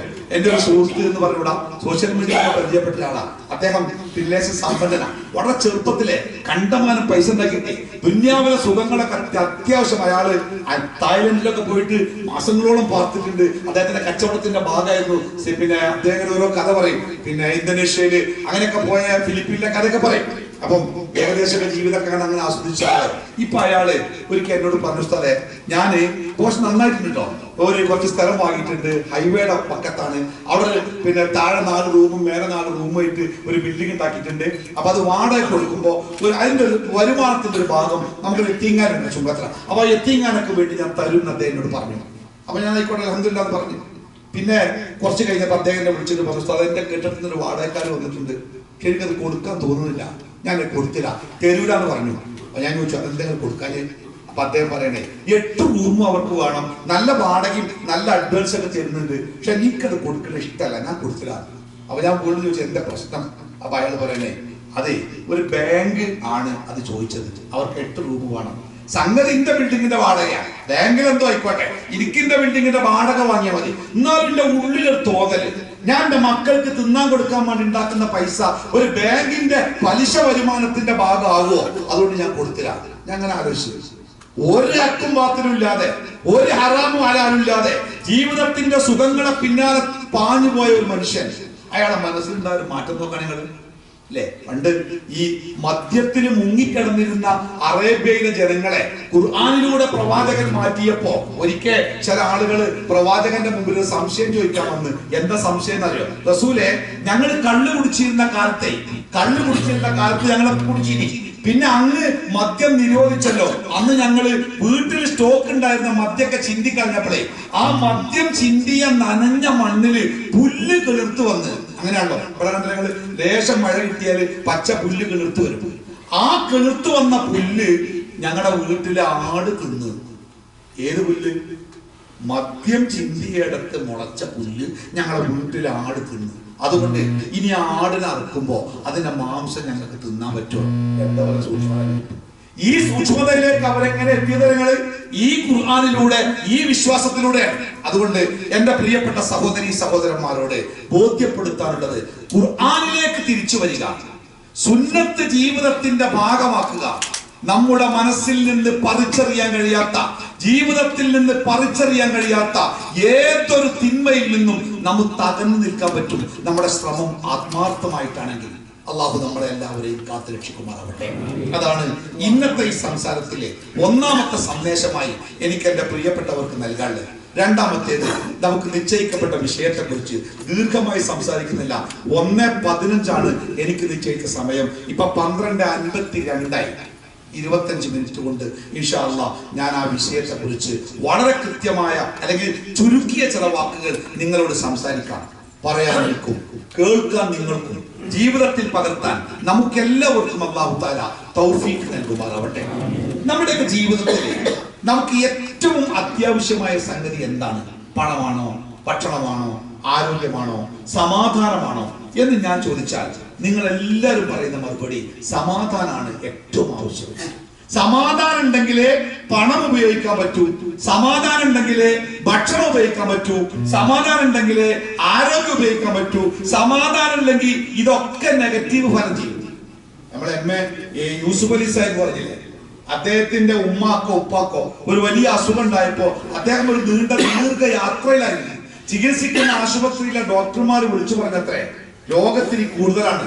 അപ്പൊ അദ്ദേഹം ഡോക്ടറിനോട് പറഞ്ഞത്, ഏത് ഡോക്ടറെയും വിളിച്ചോളൂ, ഏത് മരുന്നും എഴുതിക്കോളൂ, എത്ര പണം ചെലവഴിച്ചോളൂ, ജീവന് കോട്ടം തട്ടാൻ പാടില്ല. പക്ഷേ അപ്പോ അദ്ദേഹം പറയുന്നുണ്ട്, പണത്തിന്, നോട്ടുകെട്ടുകൾക്ക് ഒരു കടലാസിന്റെ വില പോലും ഇല്ല എന്ന് എനിക്ക് മനസ്സിലായത് അപ്പോഴാണ്. മനസ്സിൽ സങ്കടങ്ങളും പ്രയാസങ്ങളും ഉണ്ടാകുമ്പോ വേറെ എന്തുണ്ടായിട്ട് നമുക്ക് തന്നെ അറിയാലോ, എത്ര സന്തോഷത്തോടുള്ള സമയത്തും നമ്മുടെ മനസ്സിലേക്ക് ഒരു സങ്കടത്തിന്റെ വാർത്ത വന്നാൽ നമ്മുടെ ജീവിതം എത്ര പെട്ടെന്ന് മാറുക. പിന്നെ സുഹൃത്തുക്കൾ വേണ്ട, പിന്നെ വിനോദങ്ങളില്ല, പിന്നെ തമാശയില്ല. എന്താണ് മുഖം ഇങ്ങനെ കരുവാളിച്ചിരിക്കണെന്ന് കൂട്ടുകാർ ചോദിക്കുമ്പോ ഒന്നുമില്ല എന്ന് നമ്മൾ പറയുമ്പോഴും നമ്മുടെ ഉള്ളിന്റെ ഉള്ളില് കത്തുന്ന ഒരു പ്രശ്നം ഉണ്ടാവും. ഈ വിഷയം വിശദീകരിച്ചുകൊണ്ട് ചില പണ്ഡിതന്മാരൊക്കെ ഒരു ഉദാഹരണം പറയുന്നുണ്ട്. ഒരാടിന്റെ കുട്ടി അത് വീണ് കാണാൻ ഒരു കാല് പൊട്ടി. ആ കാല് പൊട്ടിയ ആടിന്റെ കുട്ടിന്റെ മുമ്പിൽ നമ്മൾ പ്ലാവില കൊണ്ടുപോയിട്ടാലേ ആ കാല് പൊട്ടിയ വേദന ഉണ്ടെങ്കിലും ആ ആടിന്റെ കുട്ടി ആ പ്ലാവില ഇങ്ങനെ തിന്നു തീർക്കും. എന്നാൽ സമാധാനമില്ലാത്ത ഒരു കടുവയെ പിടിക്കാനോ പുലിയെ പിടിക്കാനോ ഒരു കൂട്ടില് ഒരാടിനെ കൊണ്ടുപോയിട്ടു. ആ കൂട്ടില് പുലി കയറിയിട്ടുണ്ട്, പക്ഷെ ആടിനെ കടിച്ചിട്ടില്ല, കടിക്കാൻ കിട്ടിയിട്ടില്ല. അങ്ങനെ ഇരിക്കെ ഈ പുലിന്റെ മുമ്പിൽ പേടിച്ച് നിൽക്കുന്ന ആടിന്റെ മുമ്പിലേക്ക് നമ്മൾ എത്ര ഇല കൊണ്ടുപോയിട്ടാലും ആട ഇല കടിച്ചു പോലും നോക്കൂല. കാരണം എന്താ പറയുക, സമാധാനം ഇല്ലാത്തൊരു സമയത്ത് ഈ ലോകത്ത് മനുഷ്യന് ഒന്നും അനുഭവിക്കാൻ പറ്റില്ല. ഇബ്രാഹിം നബി അലൈഹി സ്വലാത്തു വസ്സലാം തന്റെ കുടുംബത്തെ മക്കയുടെ ഊഷര മരുഭൂമിയിലാക്കി തിരിച്ചു പോകുമ്പോ അദ്ദേഹം പ്രാർത്ഥിക്കുന്ന പല പ്രാർത്ഥനകളുണ്ട്. പക്ഷെ ഒന്നാമത്തെ പ്രാർത്ഥന എന്താ പറയുന്നത്? അല്ലാഹുവേ, ഈ നാടിനെ സമാധാനത്തിന്റെ നാടാക്കണേ റബ്ബേ. 1. 2, അല്ലാഹുവേ, ജനങ്ങളുടെ ശ്രദ്ധയും മനസ്സും ഇവരിലേക്ക് നീ അടുപ്പിക്കണേ. 3, അല്ലാഹുവേ, ഇവർക്ക് നീ ഭക്ഷണം കൊടുക്കണേ. ഒന്നാമത്തെ എന്താണ്? പടച്ചോനെ സമാധാനം ഉണ്ടാവണേ. സമാധാനം ഉണ്ടാവണം. നമുക്ക് എല്ലാവർക്കും വേണ്ട സമാധാനം. പലപ്പോഴും നമ്മുടെ മനസ്സും ചിന്തകളും ഒക്കെ കൈവിട്ടു പോകാൻ എപ്പോഴാണ് നമ്മുടെ സമാധാനം നഷ്ടപ്പെടപ്പെടാം. മനുഷ്യന് സമാധാനം ഉണ്ടാവാൻ മനുഷ്യന്റെ സൃഷ്ടാവായ പടച്ച തമ്പുരാൻ നിശ്ചയിച്ച 2 മാർഗങ്ങളെ കുറിച്ചാണ് ഞാൻ നിങ്ങളോട് ഇന്ന് സംസാരിക്കുന്നത്. അതിന്റെ അവസാനത്തിലാണ് ഈ നന്ദിയിലേക്ക് നമ്മൾ കടന്നെത്തുന്നത്. 1, അല്ലാഹു സുബ്ഹാനഹു വ തആല പറയുന്നുണ്ട്, അല്ലദീന ആമനു വലം യൽബിസു ഈമാനഹും ബിളുൽമി ഉലൈക ലഹുമുൽ അംൻ. ശരിയായ വിശ്വാസം സ്വീകരിക്കുകയും ആ വിശ്വാസത്തിന്റെ കൂടെ ശിർക്കിന്റെ ഒരു തരി പോലും വെച്ച് പുലർത്താതിരിക്കുകയും ചെയ്യുന്നവൻ ഉലൈക ലഹുമുൽ അംൻ, അവർക്കാണ് ഈ ലോകത്ത് നിർഭയത്വമുള്ളത്. എന്താ നിർഭയത്വം എന്ന് പറഞ്ഞാല്? സമാധാനം, പേടിയില്ലാത്ത അവസ്ഥ. അപ്പൊ നമ്മളൊക്കെ ജീവിതത്തിൽ കുറെ പേടിയില്ലേ? നമ്മുടെ കച്ചവടത്തെ കുറിച്ച് പേടിയുണ്ട്. പുതിയ നിയമങ്ങൾ ഉണ്ടായാൽ ആ നിയമം വന്നാൽ പടച്ചോനെ എന്റെ ജോലി ഉണ്ടാവും, എന്റെ കച്ചവടം ഉണ്ടാവും, എന്റെ വരുമാനം ഉണ്ടാവും, നാട്ടില് അങ്ങനെ ഇങ്ങനെയൊക്കെ ആവുന്നുണ്ട്, അങ്ങനെ ആയാൽ എന്താവും, എന്റെ മോൻ ഇങ്ങനെ ആവുന്നുണ്ട്, ഒരുത്തനുമായിട്ട് പ്രണയത്തിലാണ്, പടച്ചോന്റെ കുടുംബത്തിന്റെ അവസ്ഥ ഉണ്ടാവുക, എന്റെ മോന് അവനെ പറ്റി നാട്ടുകാർ ഇങ്ങനെ ഇങ്ങനെയൊക്കെ പറയുന്നുണ്ട്, എന്താ പാവുക. പലതും കേൾക്കുമ്പോ നമ്മുടെ മനസ്സിന്റെ ഉള്ളിലെ സമാധാനം നഷ്ടപ്പെടുന്ന അവസ്ഥ ഉണ്ടാവാറില്ലേ? എന്നാൽ അല്ലാഹു തആല പറയുന്നത്, ഒരു മുസ്ലിമിനെ സംബന്ധിച്ച് അവന്റെ ജീവിതത്തിൽ പ്രയാസങ്ങൾ ഉണ്ടാവൂല എന്ന് അല്ലാഹു എവിടെയും പറഞ്ഞിട്ടില്ല. അങ്ങനെയുണ്ടോ? നിങ്ങൾ മുസ്ലിം ആയി കഴിഞ്ഞാൽ നിങ്ങളുടെ ജീവിതത്തിൽ ഒരു പ്രയാസം ഉണ്ടാവൂല എന്ന് പടച്ച റബ്ബ് പറഞ്ഞില്ല എന്ന് മാത്രമല്ല, നിങ്ങൾ മുസ്ലിം ആയി കഴിഞ്ഞാൽ നിങ്ങളുടെ ജീവിതത്തിൽ കൂടുതൽ പ്രയാസങ്ങൾ ഉണ്ടാവുന്നല്ലേ അല്ലാഹു തആല നമ്മളെ പഠിപ്പിച്ചത്. അങ്ങനെ പഠിപ്പിച്ച് ചില ആൾക്കാർക്ക് തോന്നാറുണ്ട്, ഈ ഞാൻ 5 വക്ത് നിസ്കരിച്ചാലും എന്റെ ജീവിതം എന്താ അങ്ങനെ, എന്നാ എല്ലാ തോന്നിയാസം ചെയ്യണ ഓന്റെ ജീവിതം എന്തോ ഒരു സുഖമായിട്ടാ, എന്താ പടച്ചോ ഇങ്ങനെ എന്ന് ചിലപ്പോഴൊക്കെ നമുക്ക് തോന്നാറില്ലേ? ചില ആളുകളൊക്കെ പത്രം വായിച്ചിട്ടേ ഈ മുസ്ലിം രാജ്യങ്ങളിലൊക്കെ എന്നും കലാപങ്ങളും ലഹളകളും പ്രശ്നങ്ങളും അവിടെ എന്നും പ്രശ്നമാണല്ലോ, എന്നാൽ മറ്റു ചില രാജ്യങ്ങളൊക്കെ അവരെങ്ങനെ ഹാപ്പി ഇൻഡെക്സിൽ 1ാം സ്ഥാനത്ത് 2ാം സ്ഥാനത്തൊക്കെ ആയിട്ട് അങ്ങനെ ആസ്വദിച്ച് ജീവിക്കുന്നത്, എന്താ അങ്ങനെയെന്ന് ചിലപ്പോൾ നിങ്ങൾക്ക് തോന്നാറില്ലേ? തോന്നാറുണ്ട്. എന്താ അങ്ങനെ? ഉത്തരം വേണ്ടേ? വെറുതെ തോന്നിയാ പോരല്ലോ, ഉത്തരം വേണ്ടേ? ഉത്തരമുണ്ട്.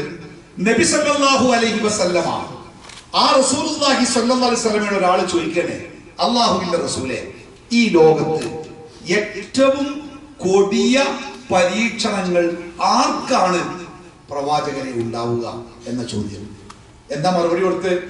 ഈ ലോകത്ത് ഏറ്റവും ദുഷ്ടനായ മനുഷ്യനേക്കാരം ഏറ്റവും കൊടിയ പരീക്ഷണം എന്ന് പറഞ്ഞ് അല്ല, പിന്നെന്താ പറഞ്ഞ്? ഈ ലോകത്ത് ഏറ്റവും കൊടിയ പരീക്ഷണം ഉണ്ടാവുക അള്ളാഹുവിന്റെ പ്രവാചകന്മാർക്കാണെന്നാണ്. അങ്ങനെ തന്നെയാണല്ലോ, അങ്ങനെ തന്നെയാണ്. ചോദ്യകർത്താവ് വീണ്ടും ചോദിച്ചു, അത് കഴിഞ്ഞാൽ പിന്നെ ആർക്കേക്കാരം? അപ്പൊ പ്രവാചകന്റെ മറുപടി, അവരുടെ തൊട്ടു താഴെ ഈമാനുള്ള മനുഷ്യന്മാർക്ക്. ചോദ്യകർത്താവ് പിന്നെ ചോദിച്ചു, അത് കഴിഞ്ഞാൽ പിന്നെ ആർക്കാണ്? അപ്പോഴും റസൂലുള്ളാഹി സ്വല്ലല്ലാഹു അലൈഹി വസല്ലമയുടെ മറുപടി, പിന്നെ അതിന്റെ താഴെ ഈമാനുള്ളവർക്ക്. എന്നിട്ട് നബി സല്ലല്ലാഹു അലൈഹി വസല്ലമ ആ ചോദ്യത്തിന്റെ ഉത്തരം അവസാനിപ്പിക്കുന്ന കാര്യങ്ങൾ, ഓരോ മനുഷ്യനും അവന്റെ വിശ്വാസത്തിന്റെ ശക്തി അനുസരിച്ച് പരീക്ഷിക്കപ്പെടുന്നതാണ്. എത്ര ഈമാനുണ്ടോ അത്ര പരീക്ഷിക്കപ്പെടും. എത്രമാത്രം അള്ളാഹനെ സൂക്ഷിക്കുന്നുണ്ടോ അത്രമാത്രം അള്ളാഹു അവനെ പരീക്ഷിക്കും. നോക്ക് നിങ്ങൾ, ഇബ്രാഹിം നബി അലൈഹി സ്വലാത്തു വസ്സലാമിന്റെ ജീവിതത്തിന്റെ തുടക്കത്തിൽ വീട്ടിൽ നിന്ന് ബാപ്പ ഇറക്കി വിടുന്നത് മുതൽ ഒറ്റക്കായ ആ ബാല്യം, കൗമാരം, യൗവനം, വാർദ്ധക്യം, ജീവിതത്തിന്റെ ഏത് കാലത്തിലാ ഇബ്രാഹിം നബി അലൈഹി സ്വലാത്തു വസ്സലാം പരീക്ഷണത്തിൽ നിന്ന് മാറിക്കാൻ കഴിഞ്ഞത്? അല്ലേ? മിനായിലെ കുന്നിൻ ചെരുവിലേക്ക് തന്റെ മകനെ വിളിച്ചു കൊണ്ടുപോകുമ്പോ വെറുതെ അല്ലല്ലോ, അദ്ദേഹത്തിന്റെ ഉള്ളിൽ തീ കത്താണ്. എന്തേ? പടച്ച റബ്ബ് പറഞ്ഞിട്ടുണ്ട്, മകനെ നീ അറക്കണം. ഒരു മകൻ, നമ്മുടെ ഒരു മകന്റെ മനസ്സൊന്ന് മുഖൊന്ന് മനസ്സിൽ വിചാരിച്ചോ മണി. ആ മകന്റെ കഴുത്തിൽ കത്തി വെക്കണമെന്ന് പടച്ച റബ്ബ് കൽപ്പിക്കുമ്പോ ആ മകന്റെ കയ്യും പിടിച്ച് മിനായിലെ കുന്നിൻ ചെരുവിലേക്കുള്ള നടത്തണ്ടല്ലോ, പരീക്ഷണത്തിന്റെ തീക്കുണ്ടാരത്തിലൂടെ നടന്നത് അല്ലേ? അപ്പോ ഓരോ മനുഷ്യനും അവന്റെ വിശ്വാസത്തിന്റെ ശക്തി അനുസരിച്ച് പരീക്ഷിക്കപ്പെടും. എല്ലാം നമ്മളൊക്കെ ജീവിതത്തിലേക്ക് ഒന്നിനു ശേഷം ഒന്നായിട്ട് പരീക്ഷണം ഇങ്ങനെ കടന്നു വരുമ്പോ ബേജാറാവണ്ട, തകർന്നു പോകണ്ട. റസൂലുള്ളാഹി സ്വല്ലല്ലാഹു അലൈഹി വസല്ലമ പറഞ്ഞത്, അള്ളാഹുവിന് ഏറ്റവും ഇഷ്ടപ്പെട്ടവരെ അള്ളാഹു ഏറ്റവും കൂടുതൽ പരീക്ഷിക്കും. മുഹമ്മദ് നബി സ്വല്ലല്ലാഹു അലൈഹി വസല്ലമക്ക് എത്ര മക്കളുണ്ടെന്ന് നിങ്ങൾക്കറിയോ? 7 മക്കള് അല്ലേ? 3 ആണും 4 പെണ്ണും. ഈ 7 മക്കളില് 6 മക്കളും നബി സല്ലല്ലാഹു അലൈഹി വസല്ലമ ജീവിച്ചിരിക്കുന്ന കാലത്താ മരിക്കണേ. നമുക്കൊക്കെ 7 മക്കളുണ്ടായിട്ട് 6 മക്കൾ മരിച്ച ഭ്രാന്തവർക്ക് എന്തേക്കാരം മാനസികാവസ്ഥ അല്ലേ? 6ാമത്തെ മകൻ ഇബ്രാഹിം മരിക്കുമ്പോ അന്ന് പ്രവാചകന് വയസ്സ് 60 കഴിഞ്ഞിരിക്കണേ. 60 വയസ്സിൽ കിട്ടിയ ഒരു ആൺകുട്ടിയൻ ഇബ്രാഹിം. എന്തേക്കാരാ ബാപ്പാന്റെ സന്തോഷമായി? ഒരു കാക്കനോട് പറഞ്ഞതാ, അനെ കുട്ടികളോടുള്ള സ്നേഹം മനസ്സിലാവണമെങ്കിൽ 60 കഴിഞ്ഞിട്ട് കുട്ടി ഉണ്ടാവണം. ഒരു കുട്ടികളില്ലേ നീ? അവസാനം ഒരു പെണ്ണെട്ടി, 2ാം പെണ്ണെട്ടി, 3ാമത്തെ കെട്ടി പെണ്ണില്ല കുട്ടി ഉണ്ടായത്. ഇപ്പൊ നിസ്കരിച്ചാൽ വരുമ്പോഴും അങ്ങാടിക്ക് പോകുമ്പോഴൊക്കെ ഇങ്ങനെ ഒരു ട്രോഫി മേലേക്ക് കുട്ടി ഉണ്ടാവും കയ്യിൽ, നിരത്തം വെക്കൂല. അപ്പൊ ആൾക്കാർ കളിയാക്കും, നിങ്ങൾക്ക് മാത്രമേ കുട്ടിയുള്ളൂ, വേറെ ആർക്കില്ലേ? അപ്പൊ അദ്ദേഹം സ്വകാര്യമായിട്ട് പറയാം, ഒരു കുട്ടിനോടുള്ള സ്നേഹം അറിയണമെങ്കിൽ 60 കഴിഞ്ഞിട്ട് കുട്ടി. നമുക്ക് ഉണ്ടാവുമല്ലോ പേരെ കുട്ടികളില്ലേ? നമ്മളൊക്കെ വാപ്പാര് നമ്മളെ കുട്ടികളോട് കാണിക്കുന്ന സ്നേഹം കാണുമ്പോ നമുക്ക് തന്നെ അസൂയ തോന്നാറില്ലേ? നമ്മളെ വാപ്പ ഇരുന്നില്ല ബെഞ്ചിന്റെ തലക്ക പോയിരിക്കാൻ നമുക്ക് പേടിയില്ല. പക്ഷെ നമ്മളെ വാപ്പാന്റെ തോളിൽ കയറി നമ്മളെ കുട്ടികൾ വാപ്പാന്റെ ചെവി മുടിച്ച് തിരിച്ചുമ്പോ അല്ലെ നമുക്ക് എന്താ അസൂയ കുട്ടിനോട്? ഭാഗ്യമായി എന്താ ഒരു പ്രായം കഴിഞ്ഞ 60 വയസ്സ് കഴിഞ്ഞ് നബി സല്ലല്ലാഹു അലൈഹി വസല്ലമക്ക് ഉണ്ടായ ആൺകുട്ടി ഇബ്രാഹിം. ആ കുട്ടി മരണപ്പെടുമ്പോ ആ കുട്ടിയുടെ മയ്യത്തും മലർത്തിപ്പിടിച്ച് അള്ളാഹുവിന്റെ ഹബീബ് നിൽക്കുന്ന ഒരു നൃത്തമുണ്ട് ചരിത്രത്തിന്റെ മുമ്പിൽ. ആ 6ാമത്തെ കുട്ടിയുടെ മയ്യത്ത് കഫൻ ചെയ്യുമ്പോൾ അവസാനമായി കവിളത്തുമ്മ വെച്ച് വെള്ളത്തുണി കൊണ്ട് പൊതിഞ്ഞു കെട്ടുമ്പോ നെഞ്ചു പൊട്ടിയിട്ട് അള്ളാഹുവിന്റെ ഹബീബ് ചോദിച്ചോ, എന്തിനാ പടച്ചോൻ എന്നെ ഇടങ്ങേറാക്കണേ? ചോദിച്ചോ, എന്തിനാ എന്നെ ഇടങ്ങേറാക്കണേ? ഞാൻ എന്ത് തെറ്റാ ചെയ്തത്? ഞാൻ നിന്റെ ഏത് കൽപ്പനയാണ് ലംഘിച്ചത് എന്ന് അപ്പോഴെങ്കിലും അള്ളാഹിന്റെ ഹബീബ് തൊണ്ട ഇടറിക്കൊണ്ട് ചോദിച്ചോ? ഇല്ലല്ലോ. എന്താ നിങ്ങള് അതൊരു യാഥാർത്ഥ്യം മനസ്സിലാക്കല. എന്താണ്? എൻ്റെ ജീവിതത്തിൽ കഠിനമായ പരീക്ഷണങ്ങൾ വരുന്നുണ്ടെങ്കിൽ അതിന്റെ അർത്ഥം എന്താ അറിയോ? പടച്ചോനെ ഇഷ്ടാണെന്നാണ്. പടച്ചോനെ ഇഷ്ടാണ്. അതുകൊണ്ട് തന്നെ പ്രവാചകന്റെ സഹാബത്ത് പേടിച്ച ഒരു സമയമുണ്ട്. ഏതാ സമയം? ഒരു പരീക്ഷണമല്ല, ജീവിതം അങ്ങനെ ശാന്തമായിട്ട് പോവുക, ചോദിക്കുന്നതൊക്കെ ഇഷ്ടം പോലെ കിട്ടുക, പച്ചരി ചോദിക്കാനുള്ള ഗതി ഉണ്ടാവണേന്ന് ചോദിച്ചോന് ബസുമതി വാങ്ങാനുള്ള പൈസ പടച്ചോൻ കൊടുക്കണേ. അങ്ങനെ കിട്ടുമ്പോ ഒരു പേടി, പടച്ചോനെ ഇങ്ങനെ ഒഴിവാക്കി എന്താ ഇങ്ങനെ ചോദിക്കണമൊക്കെ അതിന്റെ അപ്പുറമൊക്കെ തന്നുകാണ്ട് തരാൻ റസൂലുള്ളാഹി സ്വല്ലല്ലാഹു അലൈഹി വസല്ലം പറയുന്ന ഒരു കാര്യമുണ്ട്.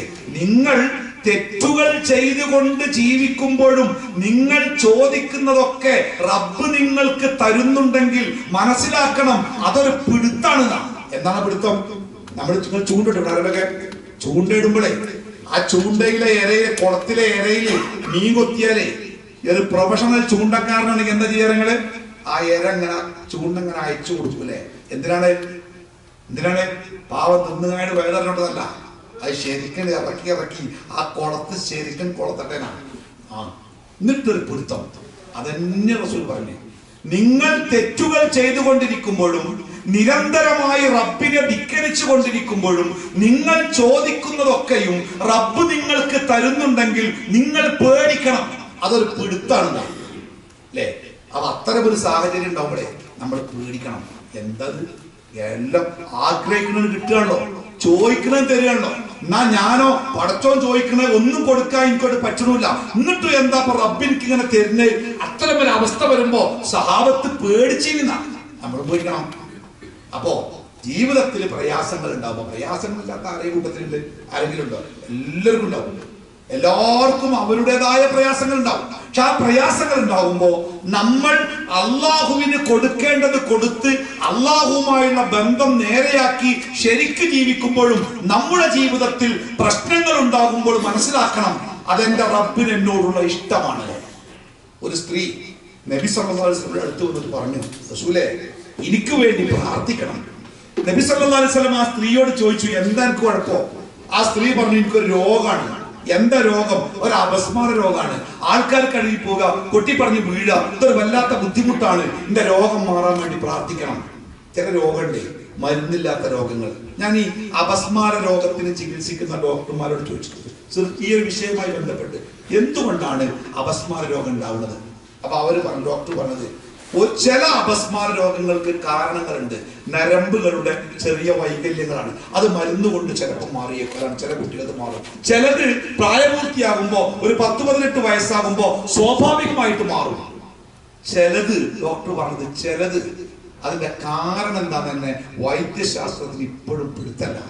അതങ്ങനെ ഉണ്ടാവുക. അതാണ് നമ്മുടെ ചില ആൾക്കാർ അതിന് വേറെ ചില വ്യാഖ്യാനങ്ങളൊക്കെ ആയിട്ട് ചില അന്ധവിശ്വാസങ്ങളിലേക്കൊക്കെ പോകാനുള്ള കാരണം അതാണ്. അപ്പോ ഈ രോഗം, ഈ സ്ത്രീക്ക് അസുഖമുണ്ട്, റസൂലിനോട് ഒന്ന് പറയണം, പ്രാർത്ഥിക്കണം. ഇപ്പൊ നബി സല്ലല്ലാഹു അലൈഹി വസല്ലം ആ സ്ത്രീയോട് പറഞ്ഞത്, ഇത് അല്ലാഹു നിനക്ക് തന്ന ഒരു പരീക്ഷണമാണ്.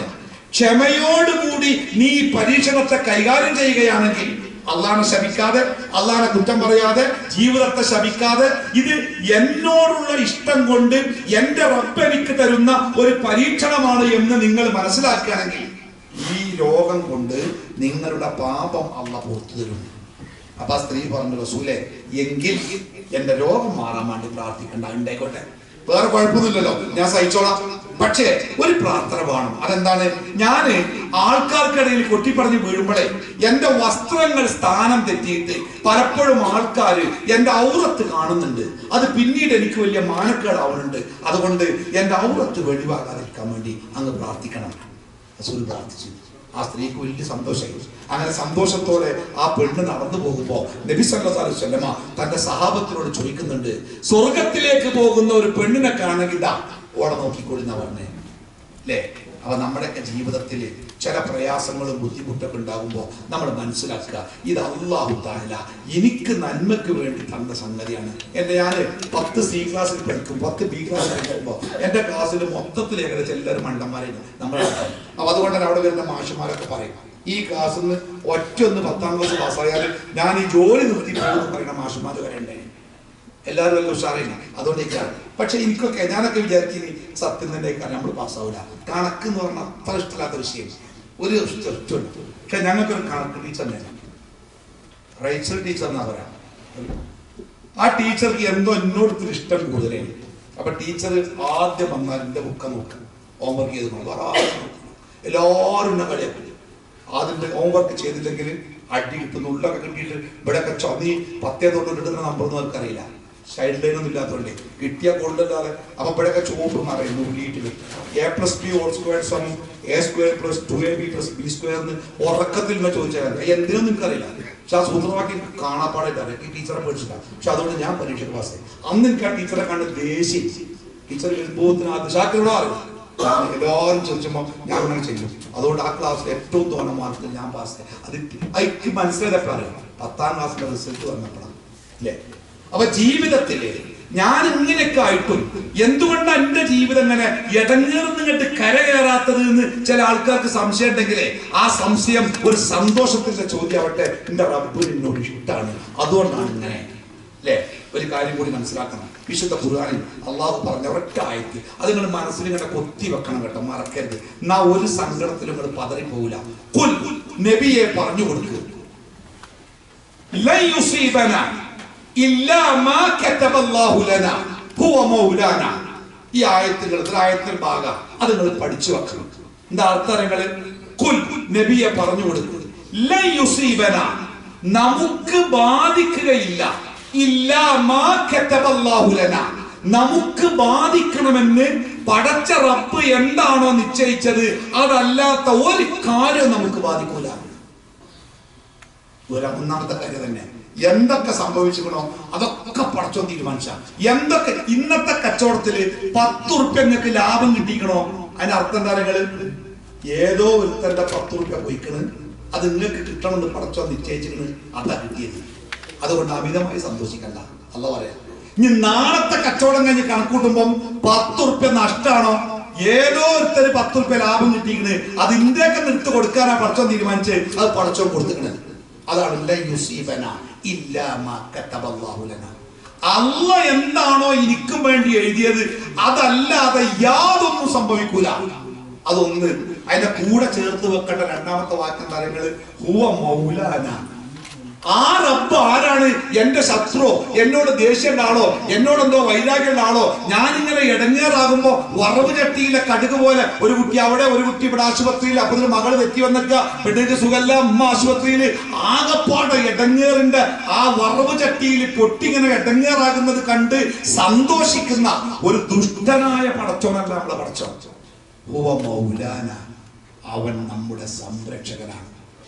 നമ്മളെ അമ്മയും ബാപ്പയും നമ്മളെ കാണും മുമ്പ് നമ്മളെ കണ്ടോനാ പടച്ചോ. അമ്മയും ബാപ്പി എപ്പോഴാ കണ്ട്? ജനിച്ചപ്പോഴല്ലേ. ജനിക്കുന്നതിന് മുമ്പ് ഗർഭാശയത്തിന്റെ ഭിത്തിയില് പറ്റിപ്പിടിച്ച് കിടന്ന ഏകകോശ ജീവി മുതൽ ജീവിതത്തിന്റെ ഓരോ ഘട്ടങ്ങളിലും നമുക്ക് വേണ്ടതൊക്കെ കൃത്യമായിട്ട് തന്ന് തന്ന് തന്ന് തന്ന് വളർത്തിയ റബ്ബ് അല്ലേ. നമ്മുടെ ശരീരത്തിലെ രക്തം ശരീരം മുഴുവൻ ഇങ്ങനെ സഞ്ചരിക്കുമ്പോഴേ ഓരോ ഭാഗത്തുമുള്ള വേസ്റ്റുകളെയൊക്കെ ഈ രക്തം ഇങ്ങനെ കൂട്ടിക്കൊണ്ടിരും മേലൊക്കെ. എന്നിട്ട് ഇവിടെ ഒരു ഉപകരണം ഉണ്ട്, അതിന്റെ ഉള്ളിലേക്ക് ആ രക്തം ഇങ്ങനെ കയറും. അതിനെ വൃക്കാന്നൊക്കെ പറഞ്ഞ കിഡ്നിന്ന് വിളിച്ചോളി. അതിങ്ങനെ അത് ശുദ്ധീകരിച്ച് ആ വേസ്റ്റ് ഓരോ തുള്ളി തുള്ളിയായിട്ട് താഴേക്ക് ഒരു സഞ്ചിയിലേക്ക് ഇങ്ങനെ വീഴും. ഒരു 250 മില്ലി 300-350 മില്ലി ആകുമ്പോൾ ആ സഞ്ചിന്ന് ഒരു സന്ദേശം തലച്ചോർക്ക് നിറഞ്ഞേക്കണത്. അപ്പൊ തലച്ചോറ് പറയും ബാത്റൂം ഉണ്ടോക്ക്, പള്ളി ഉണ്ടോക്ക്, വല്ല കുറ്റിക്കാടുണ്ടോ നോക്ക്, ഇത് ഒഴിവാക്കണം. നമ്മളൊക്കെ ഒരു 5 പൈസ കൊടുക്കല്ല. അത് എങ്ങനെയത് പോലും നമ്മൾ കണ്ടിട്ടില്ല. പക്ഷേ ആ പണി എങ്ങാനും പടച്ച റബ്ബ് അങ്ങോട്ട് നിർത്തി വെച്ചാൽ പിന്നെ കേൾക്കണം, നിങ്ങൾക്ക് ഡയാലിസിസ് ആഴ്ചയിൽ 2 ദിവസം 3 ദിവസം അങ്ങനെ കടന്നു കൊടുക്കുക. എന്തൊരു ക്ഷീണം. പച്ച വെള്ളം കുടിക്കാൻ പറ്റുമോ? കുടിക്കുന്ന ഗുളിക തൊണ്ടയിൽ നിന്ന് ഇറങ്ങണമെങ്കിൽ ആ ഗുളികയുടെ കൂടെ കുടിക്കുന്ന വെള്ളത്തിന്റെ അളവ് സൂക്ഷിച്ചു വെക്കണം എന്നാ പറഞ്ഞേ. എന്താ ജീവിതല്ലേ. ഡയാലിസിസ് ചെയ്യുന്ന മനുഷ്യന്റെ മുമ്പിൽ പോയി നിന്ന് നോക്കണ്ടേ, അപ്പൊ അറിയാം നമ്മൾ അനുഭവിക്കുന്ന സുഖം, പടച്ചോനോട് ഞമ്മക്കുള്ള സ്നേഹം. ഞാനേ ഈ മനുഷ്യന്മാരുടെ ഈ പ്രയാസങ്ങൾ കാണുന്ന സന്ദർഭങ്ങളുണ്ട്. സാരമില്ല എന്ന വാക്കിന് പോലും അർത്ഥമില്ലാത്ത ചില അവസ്ഥ ഉണ്ടാവും അല്ലെ. അങ്ങനത്തെ ചില അവസ്ഥ കണ്ടിട്ടുണ്ട്. പിന്നെ ഞാനൊരു എന്താ പറയാ, നമ്മുടെ ഈ മാരകമായ രോഗം ബാധിച്ചിട്ട് ഈ സംരക്ഷിക്കാൻ ആളില്ലാതെ അവസാനം ആശുപത്രിയിൽ ഉപേക്ഷിക്കപ്പെടുന്ന ആളുകളുണ്ട്. അങ്ങനെയുള്ള ആൾക്കാർ മകവാപ്പൊക്കെ അസുഖത്തെ ആശുപത്രി കൊണ്ട് ചികിത്സിക്കും. പൈസ മുഴുവൻ വീട് വിറ്റ് കടം വാങ്ങി അങ്ങാടിയിൽ മുഴുവനും ഓട്ടോറിക്ഷയിൽ പാട്ടുപാടി ബസ്സിൽ മുഴുവനും പിരിവടത്തി എല്ലാം കഴിഞ്ഞ് നാട്ടുകാരൊക്കെ കൈയൊഴിഞ്ഞ് ഇനി എന്താ മാർഗം? പിന്നെയും മരുന്നിന്റെ ചീട്ടിങ്ങനെ വരിക. രോഗത്തിനൊരു മാറ്റമല്ല. എന്താ ചെയ്യാം? ഇപ്പോഴാണ് ഈ മറുപടി ഉണ്ടല്ലേ. അച്ഛനെ സമാധിയാക്കിയാൽ മതി അറിയാം. പക്ഷെ കുറച്ചു മുമ്പ് ഈ സമാധി ഇല്ലല്ലോ. എന്താ കാട്ടുകാരങ്ങള് നെല്ലിന് മിന്നു ആശുപത്രിയിൽ നിന്ന് മിന്നു ഓരപ്പെണ്ട് കാര്യമില്ല, മാർഗല്ല. പിന്നെയും കാണുന്നത് ബാപ്പാന്റെ കരച്ചില, ഉമ്മാന്റെ കണ്ണ് നെക്കിക്കൊല്ലാൻ പറ്റുമോ? ആണ് മിന്നു. അങ്ങനെ ഉപേക്ഷിക്കപ്പെട്ട ആൾക്കാരെ സംരക്ഷിക്കുന്ന ഒരിടത്തെത്തി. അപ്പൊ അവിടെ ഉണ്ട് ഒരമ്മ ഒരു മകന് ഭക്ഷണം കൊടുക്കുക. ഈ മകന് 10-45 വയസ്സ്, നല്ല ആരോഗ്യവാന, കാടക്കൂട്ടിനെ പോലത്തെ മകനാ. ഈ അമ്മ മെലിഞ്ഞ് ശോഷിച്ചിട്ടുണ്ട്. മേത്തൊക്കെ മുറിപ്പാടുകളുണ്ട്. അവ ഞാൻ ചെന്നു കണ്ടു. ഇവന് ചോറ് വാരി കൊടുക്കുന്നു, മുഖം കഴുകി കൊടുക്കുന്നു, ഒക്കെ ചെയ്യുന്ന അമ്മ. പോരാ നേരത്തെ അമ്മ എന്റെ കൂടെ ഉസ്താദങ്ങൾ ഉസ്താദല്ല, നിങ്ങൾ എനിക്ക് വേണ്ടി പ്രാർത്ഥിക്കണം കേട്ടോ. അപ്പൊ എന്താ പ്രശ്നം? ഈ മകന് ഭക്ഷണം കൊടുക്കേണ്ടത് ഈ അമ്മയാണ്, ബാത്റൂമിൽ കൊണ്ടുപോയി അമ്മയാണ്, ഡ്രസ് ഇട്ട് കൊടുക്കേണ്ടത് ഒക്കെ അമ്മ ചെയ്യില്ല, വേറെ ആരുമില്ല. അമ്മ ചെയ്തില്ലെങ്കിൽ ഒന്നുമില്ല. ഇവൻ തുണിയെടുക്കൂല, ബാത്റൂമിൽ പോകില്ല, ആകെ ഒരു കഥക്കാരൻ. ഭക്ഷണം വാരിക്കൊടുത്ത് മുഖം തോത്തിക്കൊടുത്തതിന്റെ പേരില് തട്ടിത്തെറിപ്പിച്ച് വീണതിന്റെ പാട് അമ്മന്റെ കൈമ പ്ലാസ്റ്ററിൽ തെറിക്കുക. ഞാൻ ചോദിച്ചു എന്റെ മുറി അതൊക്കെ എന്റെ വികൃതിയാണെന്ന് പറഞ്ഞേ. ആചാര്യ മകനാണ്. അപ്പൊ പോരാ നേരത്തെ അമ്മ പറഞ്ഞ പ്രാർത്ഥിക്കണം. ഞാൻ ചോദിച്ചു എന്തിനമ്മ പ്രാർത്ഥിക്കണ്ടേ? അപ്പൊ എന്നോട് പറഞ്ഞെന്താരോ, നിന്റെ കണ്ണടയും മുമ്പ് നിന്റെ മകന്റെ കണ്ണടയണമെന്ന് പ്രാർത്ഥിക്കണം. എന്റെ അമ്മ കരഞ്ഞുകൊണ്ടാ പറഞ്ഞേ, നിന്റെ കണ്ണടഞ്ഞാൽ നിന്റെ കുട്ടിക്കാരെ ഭക്ഷണം കൊടുക്കുക, ആരോ ഓരോ ബാത്റൂമിൽ കൊണ്ടുപോവുക, ആരോ ഓരോ തൊഴിലിപ്പിച്ച് കൊടുക്കുക. അല്ലെ? ജീവിതത്തിന്റെ ചില നിസ്സഹായതകളിൽ അങ്ങനെയൊക്കെ ആരും പെട്ടുപോകും. ഒരു സഹോദരൻ എന്നെ വിളിച്ചിട്ട് ചോദിച്ചു, നിങ്ങളുടെ സ്ഥാപനത്തിൽ എന്റെ പെങ്ങളെ നിർത്താൻ പറ്റുമോ? ഞാൻ ചോദിച്ചു എന്താ നിങ്ങൾക്ക്? അപ്പൊ ഞാൻ അവിടെ കൊണ്ടുവരട്ടെ. അപ്പൊ അങ്ങനെ കുടുങ്ങിയ ചില ആളുകളെ നമ്മൾ സംരക്ഷിക്കാറുണ്ട്. അപ്പൊ കൊണ്ടുവരും. ഞാൻ അവന് കൊണ്ടുവന്നോളൂ. അയാൾ കാറിൽ അയാളെ പരിചയം കേട്ടോ. അയാൾ വന്നിട്ട് എന്നോട് പറഞ്ഞു, ഇതാ ഓളെ കൊടുത്തിട്ടുണ്ട്, ഞാൻ വിളിക്കും. അവന് പറഞ്ഞ് വിളിക്കാൻ പറ്റൂല. അവൻ നോക്കുമ്പോൾ കാറിലുണ്ട്. ഞാൻ കാറിന്റെ പിൻസീറ്റ് സ്വപ്നത്തിൽ ഞാൻ കണ്ട പെണ്ണുങ്ങളിൽ ഏകദേശം നല്ല സൗന്ദര്യമുള്ള പെണ്ണ്, 10-20 വയസ്സുണ്ടാവും. കൈ ഇങ്ങനെ ബാക്കിലേക്ക് പിടിച്ച് കെട്ടിയിട്ടുണ്ട്. ഒരു വല്ലാത്ത നോട്ടം നോക്കി ഇരിക്കുന്നുണ്ട്. അവ എന്തായാലും നല്ല പിരാന്ത, പിമ്മില്ല, ഒരൊറ്റ ആങ്ങളുണ്ട്. അതാവട്ടെ നല്ല ശാരീരിക ശക്തിയാണ്, നല്ല സൗന്ദര്യമാണ്.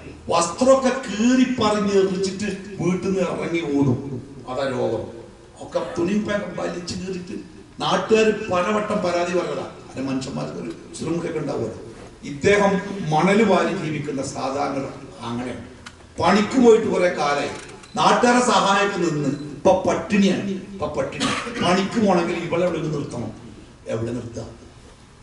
ആരെ നോക്കുക? എന്നോട് ചോദിച്ചിട്ട് നിർത്താൻ പറ്റും. ഞാൻ പറഞ്ഞു, ഇത് 10-18 വയസ്സുള്ള കുട്ടികളെ നിർത്തുന്ന സ്ഥാപനം, ചെറിയ മക്കളെ. അവിടെ ഇങ്ങനെ സ്ത്രീയെ നിർത്തിയാൽ നമുക്ക് എന്ത് ചെയ്യാൻ പറ്റുക? ഞാൻ ചോദിച്ചു, ആരോടെങ്കിലും ചോദിക്കാം, ആരെങ്കിലും നിർത്തുമോ? അയാള് കരഞ്ഞുകൊണ്ടാ പോയത്. പിന്നെ 6 മാസം കഴിഞ്ഞ് അദ്ദേഹം എന്നെ വിളിച്ചിട്ട് പറഞ്ഞു, ഞാൻ അവിടെ ഒരു ഇങ്ങനെ ക്രിസ്ത്യൻ മിഷണറിമാർ നടത്തുന്നു. അദ്ദേഹം വേറെ കാര്യം കൂടി പറയുന്നു. ബാപ്പ മരിച്ചപ്പോ 2 ഏക്കർ സ്വത്തുണ്ട്. ആ സ്വത്ത് മുഴുവനും ഇവിടെ പേരില്ല. ആരാണോ ഇവിടെ ഏറ്റെടുക്കുക അവർക്ക് ആ സ്വത്ത് കൊടുക്കും. എനിക്കൊന്നും വേണ്ട, ആ സ്വത്ത് ഞാൻ അവർക്ക് കൊടുക്കുന്നതാണ്. അവസാനം 2 ഏക്കർ സ്വത്ത് ഏതോ സഭക്ക് എഴുതി കൊടുത്തിട്ട് ഈ പെൺകുട്ടിനെ കൊടുത്തു. ഇനി എന്താണ് അവരാർക്കും അറിയില്ല. അപ്പൊ എനിക്കും അറിയില്ല എന്തായിരുന്നു. അതായത് മനുഷ്യന്റെ ജീവിതത്തിലെ ചില നിസ്സഹായമായ അവസ്ഥകൾ നമ്മൾ തളർന്നു പോകും. പക്ഷെ അപ്പോഴൊക്കെ നമ്മുടെ മനസ്സിന് നല്ല ധൈര്യം നൽകുന്ന ഒരു വാക്കാണ് ഈ വാക്ക്. സമാധാനത്തിന്റെ മാസ്മരികമായ ഒരു മന്ത്രം. എന്താ പറയുക? അല്ല എന്താണോ നിങ്ങൾക്ക് തന്നത് അതിനപ്പുറം, അല്ല എന്താണോ നിശ്ചയിച്ചത് അതിനപ്പുറം ഒരു ലോകത്തിന് പോലും ഒരാൾക്കും പറ്റില്ല. അബ്ദുല്ലാഹി ഇബ്നു അബ്ബാസ് റളിയല്ലാഹു അൻഹുവിനെ വിളിച്ചിട്ട് ഹബീബായ മുഹമ്മദ് മുസ്തഫ സല്ലല്ലാഹു അലൈഹി വസല്ലം പറയുന്നുണ്ട്, യാ അബ്ദുല്ലാ, ലോകത്തിലെ മുഴുവൻ മനുഷ്യരും നിനക്കൊരു നന്മ ചെയ്യാൻ ഉദ്ദേശിച്ചാൽ അല്ല എന്താണോ ഉദ്ദേശിച്ചത് അതിനപ്പുറം കാൽ കാശിന്റെ ഉപകാരം നിനക്ക് കിട്ടൂല. ഉണ്ട്. ആ കോവിഡ് കാലത്ത് കണ്ണൂർ ജില്ലയിൽ ഒരു കുട്ടിക്ക് ഒരു മാരകമായ അസുഖം ഉണ്ടായിട്ടില്ലേ, 18 കോടി റുപ്യ വേണമെന്ന് പറഞ്ഞിട്ട് 48 മണിക്കൂർ കൊണ്ട് 18 കോടി റുപ്യ ആ കുട്ടിന്റെ അക്കൗണ്ടിൽ വന്നിട്ട് ചികിത്സിക്കാൻ വേണ്ടി ആശുപത്രിയിൽ അഡ്മിറ്റ് ചെയ്യാൻ ആവശ്യപ്പെട്ട് സഹായം നൽകുന്ന ജനക്കൂട്ടം ആ കുട്ടിന്റെ വീട്ടിലെത്തിയപ്പോ ആ കുട്ടിന്റെ വീട്ടുമുറ്റത്ത് ആൾക്കൂട്ടം എന്തേ, ആ കുട്ടി മരിച്ചു. 18 കോടി റുപ്യ അക്കൗണ്ടിൽ വന്നിട്ട് അതിൽ നിന്ന് 18 പൈസ പോലും എടുക്കാനാവാതെ കുട്ടി പോയി.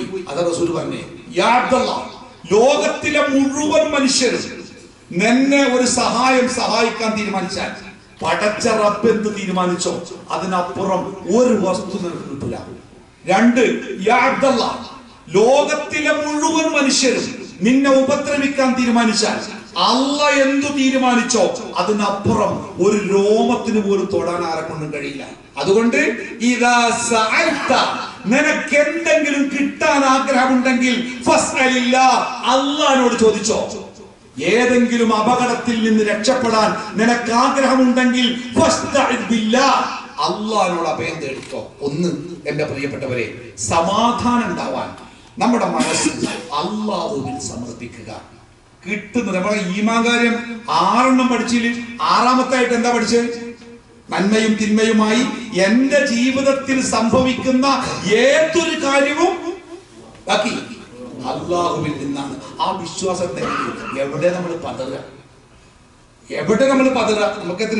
ഞാൻ കണ്ണൂർ ജില്ലയിലെ ഒരു നമ്മുടെ KMCCയുടെ കീഴിൽ നടക്കുന്ന ഒരു സ്ഥാപനമുണ്ട്. ആ സ്ഥാപനത്തിൽ ഒരു വയസ്സായ ഉമ്മാനെ കാണാൻ പോയി. ഉമ്മ നട്ടലിന് ക്യാൻസറാണ്. അപ്പൊ അങ്ങനെ ഉമ്മ കിടക്ക് അമ്മനെ ശുശ്രൂഷിക്കുന്ന ഒരു സ്ത്രീയുടെ കൂടെ.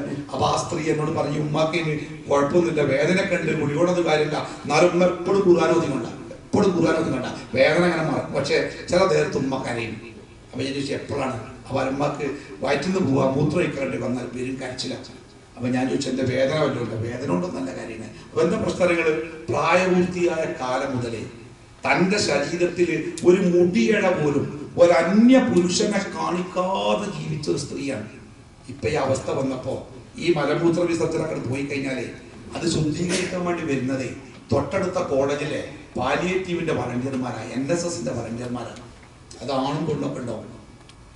തന്റെ ശരീരത്തിൽ ഒരുത്തനും കാണിച്ചു കൊടുക്കാൻ ആഗ്രഹിക്കാത്ത ശരീരഭാഗങ്ങൾ മറ്റുള്ളവർക്ക് മുമ്പിൽ തുറന്നു വെക്കേണ്ടി വരുന്ന ഒരു മനുഷ്യനെ അനുഭവിക്കുന്ന വേദന, സങ്കടക്കാർ. എപ്പോഴും ഇങ്ങനൊക്കെ വീട്ടിൽ പോയ ടൂറോ അല്ലേ കുട്ടികളെ കൂട്ടിയിട്ട് ഇടക്കെട്ടിനോട് മെഡിക്കൽ കോളേജിലേക്കോ അല്ലെങ്കിൽ മാനസിക രോഗ കേന്ദ്രത്തിലേക്കോ വൃദ്ധസദനത്തിലേക്കോ ഇങ്ങനത്തെ മാരകമായ രോഗികളെ ചികിത്സിക്കുന്ന രംഗങ്ങളിലേക്കൊക്കെ ഇടക്കൊന്ന് പോകണം കേട്ടോ, ഒന്ന് കാണിച്ചു കൊടുക്കണേ. വല്ലാത്ത മാറ്റം ഉണ്ടാവും നമ്മുടെ മക്കളിലൊക്കെ. അപ്പോ സമാധാനത്തിന്റെ 1ാമത്തെ മാർഗം അല്ലാഹുവിലുള്ള വിശ്വാസം. 2ാമത്തേത്, സമയം തെറ്റിയിട്ടുണ്ട്, അവസാനിപ്പിക്കാം. 2ാമത്തേത് അല്ലാഹുവിന്റെ വിശുദ്ധ ഖുർആനിലൂടെ അല്ലാഹു പറഞ്ഞത്, അല്ലാഹു നിങ്ങൾക്ക് ജീവിതത്തിൽ ഒരു ഇണയെയും ആ ഇണയിലൂടെ ഒരു കുടുംബത്തെയും അല്ലാഹു നിങ്ങൾക്ക് തന്നു. എന്തിനാണ്? ലിതസ്കുനു ഇലൈഹാ, സമാധാനം ഉണ്ടാവാൻ. നമ്മുടെ കുടുംബം അത് നമ്മുടെ സമാധാനത്തിനുള്ളതാണ്. നമ്മൾ സാധാരണ അറബിയിലെ ഒരു വീടിനെ ദാറുൽ ബൈത്ത് എന്നൊക്കെ പറയാം. എന്നാൽ ഒരു കുടുംബം പാർക്കുന്ന വീടിന് എന്താ പേര്? മസ്കൻ. എന്താ മസ്കൻ എന്ന വാക്കിന്റെ അർത്ഥങ്ങൾ? സമാധാനത്തിന്റെ കേന്ദ്രം. നമ്മുടെ വീട് സമാധാനത്തിന്റെ കേന്ദ്രമായിരിക്കണം. നമ്മുടെ ജീവിതത്തിൽ പ്രയാസങ്ങൾ ഉണ്ടാകുമ്പോ, പ്രക്ഷുബ്ധമാകുമ്പോ, സങ്കടങ്ങൾ ഉണ്ടാകുമ്പോ നമ്മുടെ വീട്ടിലേക്ക് ചെല്ലാൻ നമുക്ക് തോന്നണം. ആ വീട്ടിൽ ചെല്ലുമ്പോ അവിടെ നമുക്ക് സമാധാനം ഉണ്ടാവണം. ചുരുക്കി പറയുന്നത്, നമ്മുടെ വീട് സമാധാനത്തിന്റെ കേന്ദ്രമാവാൻ എന്താണ് ചെയ്യേണ്ടത്? 1, ആ വീട്ടിലെ ഭാര്യയും ഭർത്താവും, നിങ്ങളും നിങ്ങളുടെ ഭാര്യയും. നിങ്ങളാണ് ആ വീടിന്റെ രാജാവ്, നിങ്ങളുടെ ഭാര്യയാണ് ആ വീടിന്റെ പ്രധാനമന്ത്രി. നിങ്ങൾ തമ്മിലുള്ള സ്നേഹം, നിങ്ങൾ തമ്മിലുള്ള ഒത്തൊരുമ, നിങ്ങൾ തമ്മിലുള്ള ബഹുമാനം, നിങ്ങൾ തമ്മിലുള്ള കാഴ്ചപ്പാട്, അത് വലിയ പ്രധാനമാണ്. ഇപ്പൊ നമ്മുടെ നാട്ടില് പല കുടുംബങ്ങളിലും സമാധാനമില്ല. ഈ സമാധാനമില്ലായ്മയാണ് മദ്യത്തിലേക്കും ലഹരിയിലേക്കും തോന്നിവാസത്തിലേക്കും ഒക്കെ ആളുകളെ പിടിച്ചുകൊണ്ടുപോണത്. സമാധാനമില്ല, പൈസ ഇല്ലാതിട്ടല്ല. വലിയ വീട് 3000 സ്ക്വയർ ഫീറ്റ് സർക്കാരിന് ടാക്സ് അടക്കുന്ന വീടാ, എന്നിട്ടും സമാധാനമില്ല. വീടിന്റെ മുമ്പത്തെ കാറുണ്ടല്ലോ, കോടി വിലയുള്ള കാറാ, സമാധാനമില്ല. എന്താ സമാധാനം ഇല്ലാത്ത കാര്യങ്ങള്? വീട്ടിലെ ഭാര്യ ഭർത്താക്കന്മാർ തമ്മിലുള്ള മനപ്പൊരുത്തമില്ലായ്മ അല്ലേ? ഒരു ഭർത്താവിനെ സംബന്ധിച്ച് ഈ ലോകത്ത് അവന്റെ ഏറ്റവും നല്ല സമാധാനം, അവന് ഏറ്റവും നല്ല സ്വഭാവം അത് പ്രകടിപ്പിക്കേണ്ടത് ഭാര്യയോടാണ്. സ്വർഗത്ത് പോകാൻ റസൂൽ പറഞ്ഞില്ലേ, ഏറ്റവും നല്ല സൽസ്വഭാവി സ്വർഗത്ത് പോകുള്ളൂ. ആരാ സൽസ്വഭാവി?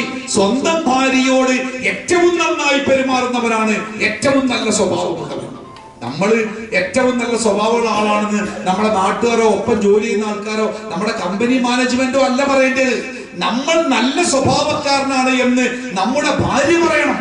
റസൂലുള്ളാഹി സ്വല്ലല്ലാഹു അലൈഹി വസല്ലമക്ക് ഹിറാ ഗുഹയിൽ നിന്ന് വഹയി കിട്ടി, പേടിച്ചു പറച്ച് വീട്ടിലേക്ക് ഓടിച്ചെല്ലുമ്പോ ഖദീജ റളിയല്ലാഹു അൻഹ സമാധാനിപ്പിക്കാണ്, അങ്ങ് വിഷമിക്കണ്ട, അങ്ങ് പാവങ്ങളെ സഹായിക്കുന്നവരാണ്, അങ്ങ് അതിഥികളെ സൽക്കരിക്കുന്നവരാണ്, അങ്ങ് കുടുംബബന്ധം ചേർക്കുന്നവരാണ്, അങ്ങ് ഭാരം പേറുന്നവരെ സഹായിക്കുന്നവരാണ്, അങ്ങയെ അല്ലാഹു കൈവിടുകയില്ല.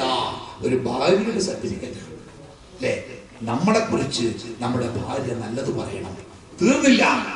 ഭാര്യമാരോട് അല്ലാഹുവിന്റെ റസൂൽ പറഞ്ഞത്, ഒരു മനുഷ്യന്റെ മുമ്പിൽ സുജൂദ് ചെയ്യാൻ മറ്റൊരു മനുഷ്യന് പാടില്ല. അങ്ങനെ പാടുണ്ടായിരുന്നെങ്കിൽ ഞാൻ പറയുമായിരുന്നു, ഭാര്യമാർ ഭർത്താവിന്റെ മുമ്പിൽ സുജൂദ് ചെയ്യണം. അത്രയും വലിയ അംഗീകാരത്തിലേക്ക് ഒരു ഭാര്യ വരണം. ഭാര്യയും ഭർത്താവും ഒരേ മനസ്സുള്ളവരാവണം. അവർ തമ്മിൽ തെറ്റിയാണല്ലോ, അവർ തമ്മിൽ തെറ്റിയാലേ ആ ജീവിതം നിങ്ങൾക്ക് എന്തൊക്കെ ഉണ്ടായാലും അത് അവതാരത്തിലാവില്ല. അല്ല പറഞ്ഞില്ലേ,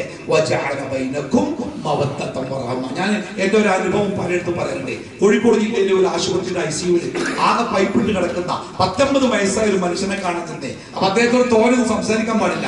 ഞാൻ സലാം പറഞ്ഞു പോരുമ്പോ എന്റെ കയ്യിൽ ഇങ്ങനെ ദുർബലമായ കൈകൊണ്ട് പിടിച്ചിട്ട് അദ്ദേഹം പറഞ്ഞു, അവളെ ഒന്ന് കൊണ്ടുവരൂ. അവളെ ആരെനിക്കറിയാം, അദ്ദേഹത്തിന്റെ ഭാര്യ 17 വയസ്സായിട്ടുണ്ട്. 10 കൊല്ലമായിട്ട് അനങ്ങാൻ കഴിയാതെ കിടക്കുക, പൂർണ്ണമായി നിശ്ചലമാണ്. കണ്ണുക്കിങ്ങനെ നോക്കിയാൽ കണ്ണീരിങ്ങനെ വരും, അല്ലാത്ത ഒരടയാളോ ജീവന്റെ. അങ്ങനെ കിടക്കുക 10 കൊല്ലമായിട്ട്. ആ സ്ത്രീയെ കൊണ്ടുവരുമെന്നാണ് അദ്ദേഹം ചോദിച്ചത്. ഞാൻ പറഞ്ഞു, എന്തൊരു ബുദ്ധിമുട്ട്, ആംബുലൻസ് എത്ര ദൂരം, എത്ര പ്രയാസം, എന്തൊക്കെ കഷ്ടപ്പാട്. ഇവിടെ ഡോക്ടർമാര്, നഴ്സുമാര്, മക്കള്, പേരക്കുട്ടികളൊക്കെ അല്ലേ, എന്തിനാ പറയാൻ ബുദ്ധിമുട്ടിക്കണേ? അയാൾ എന്നോട് പറഞ്ഞേ, അവളെ ഒന്ന് കണ്ടാൽ തീരുന്ന പ്രശ്നമായിക്കൊള്ളൂ. നമ്മളൊക്കെ വിചാരിക്കല്ലേ, ദാമ്പത്യ ജീവിതത്തിന്റെ ആധാരം ലൈംഗികതയാണ്. അതങ്ങോട്ട് നിലച്ചു കഴിഞ്ഞാൽ പിന്നെന്ത് ബന്ധം എന്നൊക്കെ നമ്മളെ മനസ്സിൽ തോന്നാറില്ലേ? എന്റെ അധ്യാപകൻ KK മുഹമ്മദ് സുല്ലമി അദ്ദേഹം ഇടക്കിടക്ക് പറയാറുണ്ട്, ഈ ദാമ്പത്യ ജീവിതം എന്ന് പറഞ്ഞാൽ കുറുന്തോട്ടി കാണുന്ന ഈ കുറുന്തോട്ടി ചെറിയ ചെടിയാ, പക്ഷെ ഉണ്ടല്ലോ ഉണങ്ങും തോറും അതിങ്ങനെ ബലം വെച്ച് വരും. നല്ല ഉണങ്ങിയ കുറുന്തോട്ടിന്റെ കൊമ്പുണ്ടല്ലോ, ഇരുമ്പ് കമ്പി വരിക. ദാമ്പത്യ ജീവിതം അങ്ങനെയാണ്, പിരിച്ചാ പിരിയാത്തത് അതിങ്ങനെ അടുത്തടുത്ത് വരും അല്ലെ? ആ സ്നേഹം ഭാര്യ ഭർത്താവ്. ഒരു കല്യാണം കഴിഞ്ഞ് 2 മാസം മാത്രം, അതും നിക്കാഹ് കഴിച്ചുള്ളൂ, ഭർത്താവ് ഗൾഫൊക്കെ പോയത്, മകള് പെണ്ണവിടെ, കുറച്ചു കാലത്ത് ഒരുമിച്ച ജീവിതം. അയാളുടെ അപകടത്തിൽ മരിച്ചു. ഇപ്പൊ ആ പെൺകുട്ടിക്ക് 2ാമത് കല്യാണം ഉണ്ടാക്കണം. ആപ്പി ഇപ്പി എല്ലാവരും ശ്രമിക്കുക, ഓട് സമ്മതിക്കൂല. പലരും പറഞ്ഞു ഓട് സമ്മതിക്കൂല. അവസാനം പള്ളിക്കല ഉസ്താദിനോട് വാപ്പ വിളിച്ചു പറഞ്ഞു, നിങ്ങളൊന്ന് സംസാരിക്കും ഉസ്താദെ. അപ്പൊ ഉസ്താദ് സംസാരിച്ചപ്പോ പെൺകുട്ടി പറയാം, ഉസ്താദ് എനിക്കൊരു ഉറപ്പ് വരുമോ? എനിക്കൊരു കല്യാണം കഴിക്കണമെന്ന് എനിക്കറിയാം. ഞാൻ കല്യാണം കഴിച്ചില്ലെങ്കിൽ വാപ്പാക്കും വാപ്പ ഇടങ്ങാറ എനിക്കറിയാം. കല്യാണം കഴിച്ചില്ലെങ്കിൽ എനിക്ക് എന്നെ ബുദ്ധിമുട്ടാന്ന് എനിക്കറിയാം. പക്ഷെ ഉസ്താദ് എനിക്കൊരു ഉറപ്പ് തരണം. എന്താ ഉറപ്പ് പറയാം? എന്റെ ഏതൊക്ക മരിച്ചു പോയക്ക ആ അക്കാനെ സ്വർഗത്തിലും എനിക്കെന്റെ ഭർത്താവായി കൂട്ട് നിങ്ങൾ ഉറപ്പ് വരുമോ? എന്നാൽ ഞങ്ങൾ കല്യാണത്തിന് റെഡിയാവാം. 2 കൊല്ലം 2 മാസത്തിന്റെ സ്നേഹം ഒരു പെൺകുട്ടിന്റെ മനസ്സിലുണ്ടാക്കുന്നത്. റസൂലുള്ളാഹി സ്വല്ലല്ലാഹു അലൈഹി വസല്ലം പറയണേ, ഏതൊരു ഭാര്യ അവളുടെ ഭർത്താവ് അവളെ കുറിച്ച് തൃപ്തിപ്പെട്ടവനായിരിക്കെ അയാൾ മരിച്ചുപോയാൽ ഒരു സ്വർഗത്തിലാണ്. ആശുപത്രിയിൽ ദീർഘമായി കിടക്കുന്ന ഒരു ഭാര്യ ഭർത്താവുണ്ട്, കുറച്ച് പൈസക്കാരാ, അതുകൊണ്ട് വീട്ടിൽ കിടക്കാതെ ആശുപത്രിയിലാണ് കിടക്കണേ. മക്കളൊക്കെ ഗൾഫില, 3 പെൺമക്കൾ, 3 ആൾ ഗൾഫില. ഇമ്മേടെയും പാപ്പാനെ നോക്കി ആശുപത്രിയിലുണ്ട്. ഇതിങ്ങനെ പല ആൾക്കാർ ഇതിനെ കുറ്റം പറഞ്ഞപ്പോ ഈ മക്കൾക്ക് ഒരു മനസാക്ഷി കുത്ത്, ഒന്ന് പോയോക്കട്ടെ. ഒരു 3 ആളും ഒപ്പമുണ്ട് നാട്ടിൽ. ആശുപത്രിയിൽ വന്ന് ഉമ്മാനോട് പറഞ്ഞു, ഉമ്മ നിങ്ങൾ പോയിക്കോളി, പാപ്പാനെ ഞങ്ങൾ നോക്കിക്കോളാം. ഉമ്മ പറഞ്ഞു, ഞാൻ പോകണ്ട മക്കളെ, ഞാൻ അവിടെ ഇരുന്നോളാം. മക്കള് പേരും ചീത്താവും. നിങ്ങള് ഇപ്പൊ എന്താണ് കണ്ടമാർക്ക് എത്ര കാലം നിങ്ങളൊന്ന് പോയിക്കാന് ഒന്ന് കുളിച്ച് തുണിപ്പോയൊക്കെ മാറ്റി വരും. ഉമ്മക്ക് ഒരു ഇഷ്ടമല്ല പോകാൻ. അവസാനം മക്കളെ നിർബന്ധിച്ചപ്പോ ഉമ്മ വാപ്പാനോട് പറഞ്ഞു, എന്നാ ഞാനൊന്ന് പോയിട്ടോ. ബാപ്പൊന്ന് മരന്ന് കടന്ന് ഉമ്മാനെ മുഖത്ത് തറപ്പിച്ച് നോക്കി, തിരിഞ്ഞാൽ കടന്നു. ഇന്ന് മുണ്ടിക. ഉമ്മക്ക് മനസ്സിലായി ഇഷ്ടായിട്ടില്ല. അപ്പം ഉമ്മ പറയുന്നത് ഞാൻ പോണില്ല. മക്കള് ചീത്തറങ്ങി, പക്ഷെ അത് കേൾക്കില്ല. ഉമ്മ പുറത്ത് ഒരുങ്ങാണ്ട് ചുമലുമൊക്കെ ആണിമ്മ പുറത്തിയാടിയിരുന്ന്, ഞാൻ എന്നാ പോണില്ല കേട്ടോ. അതിൽ വാപ്പൊന്ന് മലന്ന് കിടന്ന് ഉമ്മാന്റെ മുഖത്ത് നോക്കി നല്ലൊരു ചെറി, പിന്നെ തിരിഞ്ഞാൽ കിടന്ന് 10 മിനിറ്റ് കഴിഞ്ഞില്ല. പിന്നെ കേട്ട വർത്താനം പറയാം, ഒപ്പര് മരിച്ചു. എനിക്ക് ഓർമ്മ ഹദീസാണ്. ഏത് ഹദീസ്? ഏതൊരു പെണ്ണ് അവളുടെ ഭർത്താവ് അവളെ കുറിച്ച് തൃപ്തനായിരിക്കെ മരണപ്പെട്ടു പോയാൽ സ്വർഗത്തിന്റെ 8 വാതിലുകളിൽ ഏത് വാതിലൂടെയും സുഖത്ത് പോകാം. നിങ്ങൾ ഭാര്യമാരെ പറഞ്ഞ് പഠിപ്പിച്ചു. നമ്മുടെയൊക്കെ നാട്ടിലെ ഏറ്റവും വലിയ പ്രശ്നം എന്താ പറയുക? ഇപ്പൊ ഞങ്ങൾ തന്നെ ഖത്തീബുമാരുടെ ചർച്ച ഉണ്ടായിരുന്നു. അപ്പൊ അതിൽ ചർച്ചയിൽ കുടുംബവുമായി ബന്ധപ്പെട്ട വിഷയം സംസാരിക്കുമ്പോഴേ എന്താ പറയേണ്ടതെന്ന് പറഞ്ഞപ്പോൾ നിങ്ങൾ കുടുംബത്തിൽ ഒറ്റപ്പെടുന്ന ആണുങ്ങളെ കുറിച്ച് സംസാരിക്കണം. കുടുംബത്തിൽ ഒറ്റപ്പെടുന്ന ആണുങ്ങളെ കുറിച്ച് സംസാരിക്കണം. അപ്പൊ എന്താ നിങ്ങള് പല കുടുംബത്തിലും ഇത്തിരി പ്രായമാകുമ്പോ ആണുങ്ങൾക്ക് സ്ഥാനമില്ല. മക്കളും ഉമ്മയും മക്കളും കുടുംബം ഉമ്മയും മക്കളും ഓരോ സെറ്റാവാണ്. ബാപ്പാര് പുറത്താവാണ്. ഓര് ചെല്ലുമ്പോ വീട്ടിലെ ചിരി നിൽക്കുകയാണ്, ഓര് ചെല്ലുമ്പോ വീട്ടിലെ സംസാരം നിൽക്കുകയാണ്, ഓര് ചെല്ലുമ്പോ വീട്ടിലെ കാര്യങ്ങൾ നിൽക്കുകയാണ്. ചിലര് വരുമ്പോ ചരിത്രം വഴിമാറെന്ന് പറഞ്ഞ പോലെ ചില ബാപ്പാര് കയറി ചെല്ലുമ്പോ വീട്ടിലെ ചിരികളും സംസാരങ്ങളും നിൽക്കുകയാണ്. ബാപ്പാർക്ക് തന്നെ തോന്നുകയാണ് ഞാൻ ഇല്ലെങ്കിൽ പെരിയിലെന്നെ സുഖിക്കാറും, ഞാൻ എങ്ങോട്ടേലും പോയാലോ. അതറിയില്ല. ഒരു 60, 70, 80 വയസ്സാവുമ്പോഴാ ശരിക്കറിയാം. അപ്പൊ അതുകൊണ്ട് ഭാര്യക്ക് ഭാര്യയുടെ സ്ഥാനം, ഭർത്താവിന് ഭർത്താവിന്റെ സ്ഥാനം, അത് കൃത്യമായി വകവെച്ചു കൊടുക്കുന്ന കുടുംബങ്ങളായി നമ്മൾ മാറണം. 1. 2, നമ്മുടെ വീടുകളിൽ നമ്മുടെ മാതാപിതാക്കൾ രാജാക്കന്മാരാവണം. മനുഷ്യന്റെ ജീവിതത്തിലെ ഏറ്റവും വലിയ ദൗർബല്യമാണ്, ഒരു മനുഷ്യൻ അഭിമുഖീകരിക്കാൻ പോകുന്ന ഏറ്റവും വലിയ പ്രയാസമാണ് വാർദ്ധക്യം. ഒരു സംശയമല്ലോ. ഒന്ന് മൂത്രമൊഴിക്കാൻ, ഒന്ന് മലമൂത്ര വിസർജനത്തിന്, മറ്റുള്ളവന്റെ ഔദാര്യത്തിന് വേണ്ടി കാത്തുകെട്ടി കിടക്കേണ്ടി വരുന്ന അവസ്ഥ ഉണ്ടല്ലോ, അത് ചെറുതല്ല. അതുകൊണ്ട് അള്ളാഹുവിന്റെ ഹബീബ് സ്വല്ലല്ലാഹു അലൈഹി വസല്ലം എപ്പോഴും അള്ളാഹിനോട് പ്രാർത്ഥിക്കാനുള്ള ഒരു പ്രാർത്ഥന കാര്യങ്ങള് പടച്ചോനെ, പ്രായത്തിന്റെ അങ്ങേ തലക്കലേക്ക് എന്റെ ആയുസ്സിനെ നീട്ടിയിട്ടിട്ട് ഒന്ന് ചെരിഞ്ഞു കിടക്കാൻ പോലും, മൂത്രമൊഴിച്ചത് മാറ്റാൻ പോലും മറ്റൊരുത്തന്റെ വെറുപ്പുള്ള മുഖത്തേക്ക് നോക്കേണ്ടി വരുന്ന വാർദ്ധക്യത്തിന്റെ അങ്ങേ തലക്കലേക്ക് എന്റെ ആയുസ്സിനെ നീട്ടരുത് റബ്ബേന്ന് അള്ളാഹുവിന്റെ റസൂൽ സ്വല്ലല്ലാഹു അലൈഹി വസല്ലം പ്രാർത്ഥിക്കാറുണ്ടായിരുന്നു. നമ്മളും പ്രാർത്ഥിക്കണം. അള്ളാഹു നമ്മളെ കാത്തിരക്ഷിക്കുമാറാവട്ടെ. നമ്മുടെ വീടുകളിലുള്ള നമ്മുടെ മാതാപിതാക്കളുണ്ടല്ലോ, വേദനിപ്പിക്കുന്ന ഒരു വാക്ക് പോലും അവർ കേൾക്കരുത്.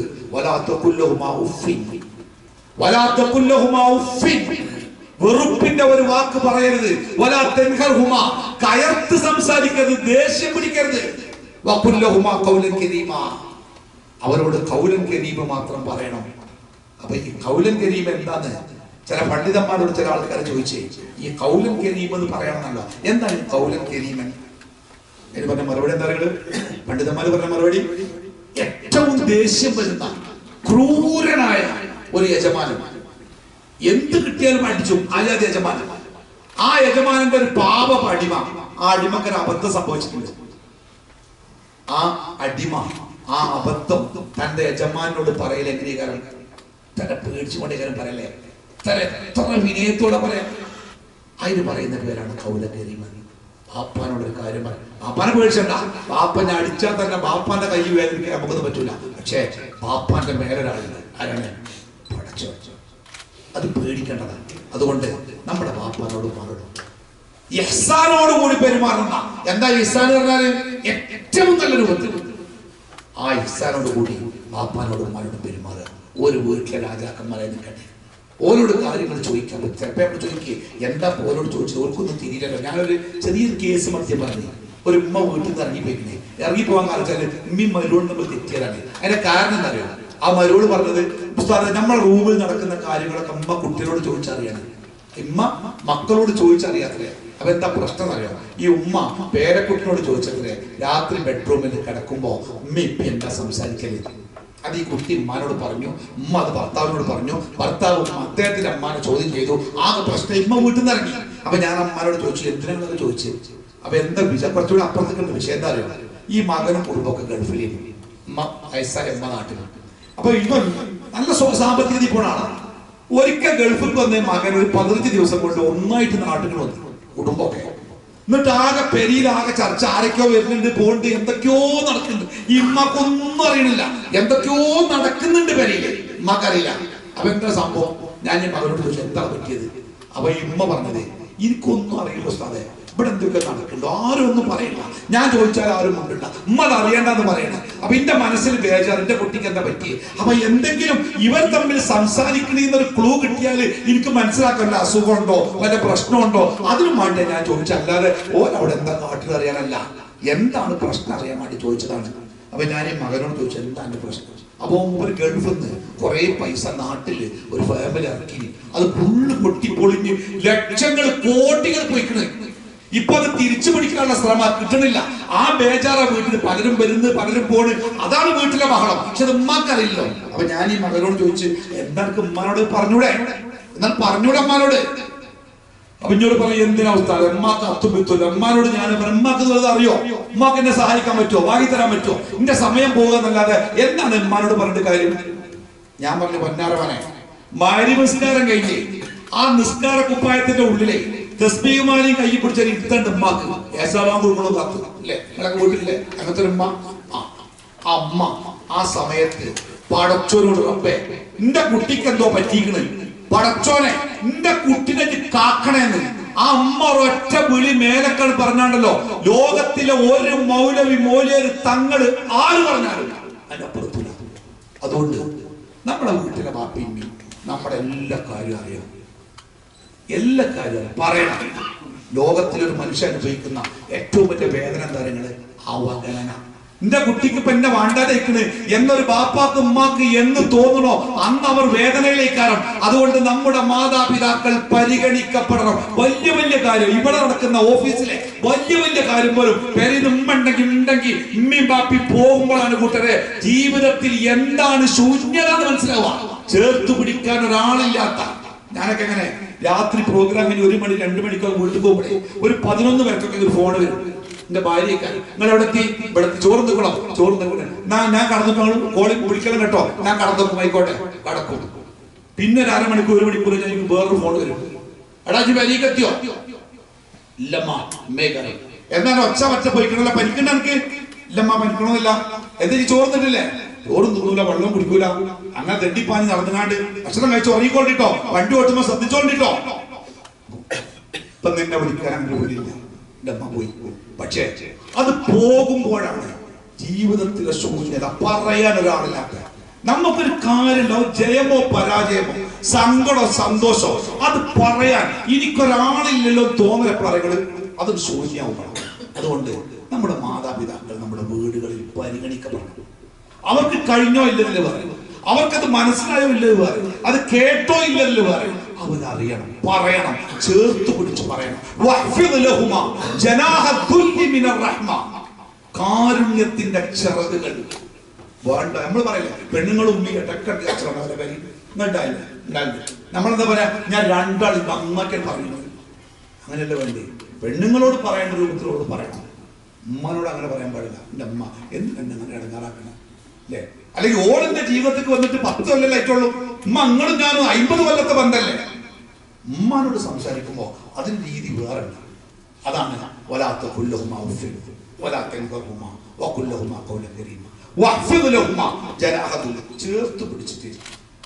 ചേർത്ത് പിടിച്ചിട്ട് പാപ്പാനിമാരൊക്കെ കൂട്ടിപ്പിടിച്ച് ആ നിരമ്പ് പൊന്തിയ സൃഷ്ടിച്ച കൈകളൊക്കെ ഉണ്ടല്ലോ, അതൊക്കെ ഒന്ന് ചേർത്ത് പിടിച്ച് ഉമ്മാരൊക്കെ ചേർത്ത് പിടിക്കുമ്പോഴേ ഉമ്മാന്റെ നെഞ്ചത്തെ ഒട്ടിക്കിടക്കുന്ന മുലയൊക്കെ ഉണ്ടാവും. നല്ല സൗന്ദര്യം ഉണ്ടായിരുന്നു മക്കൾ.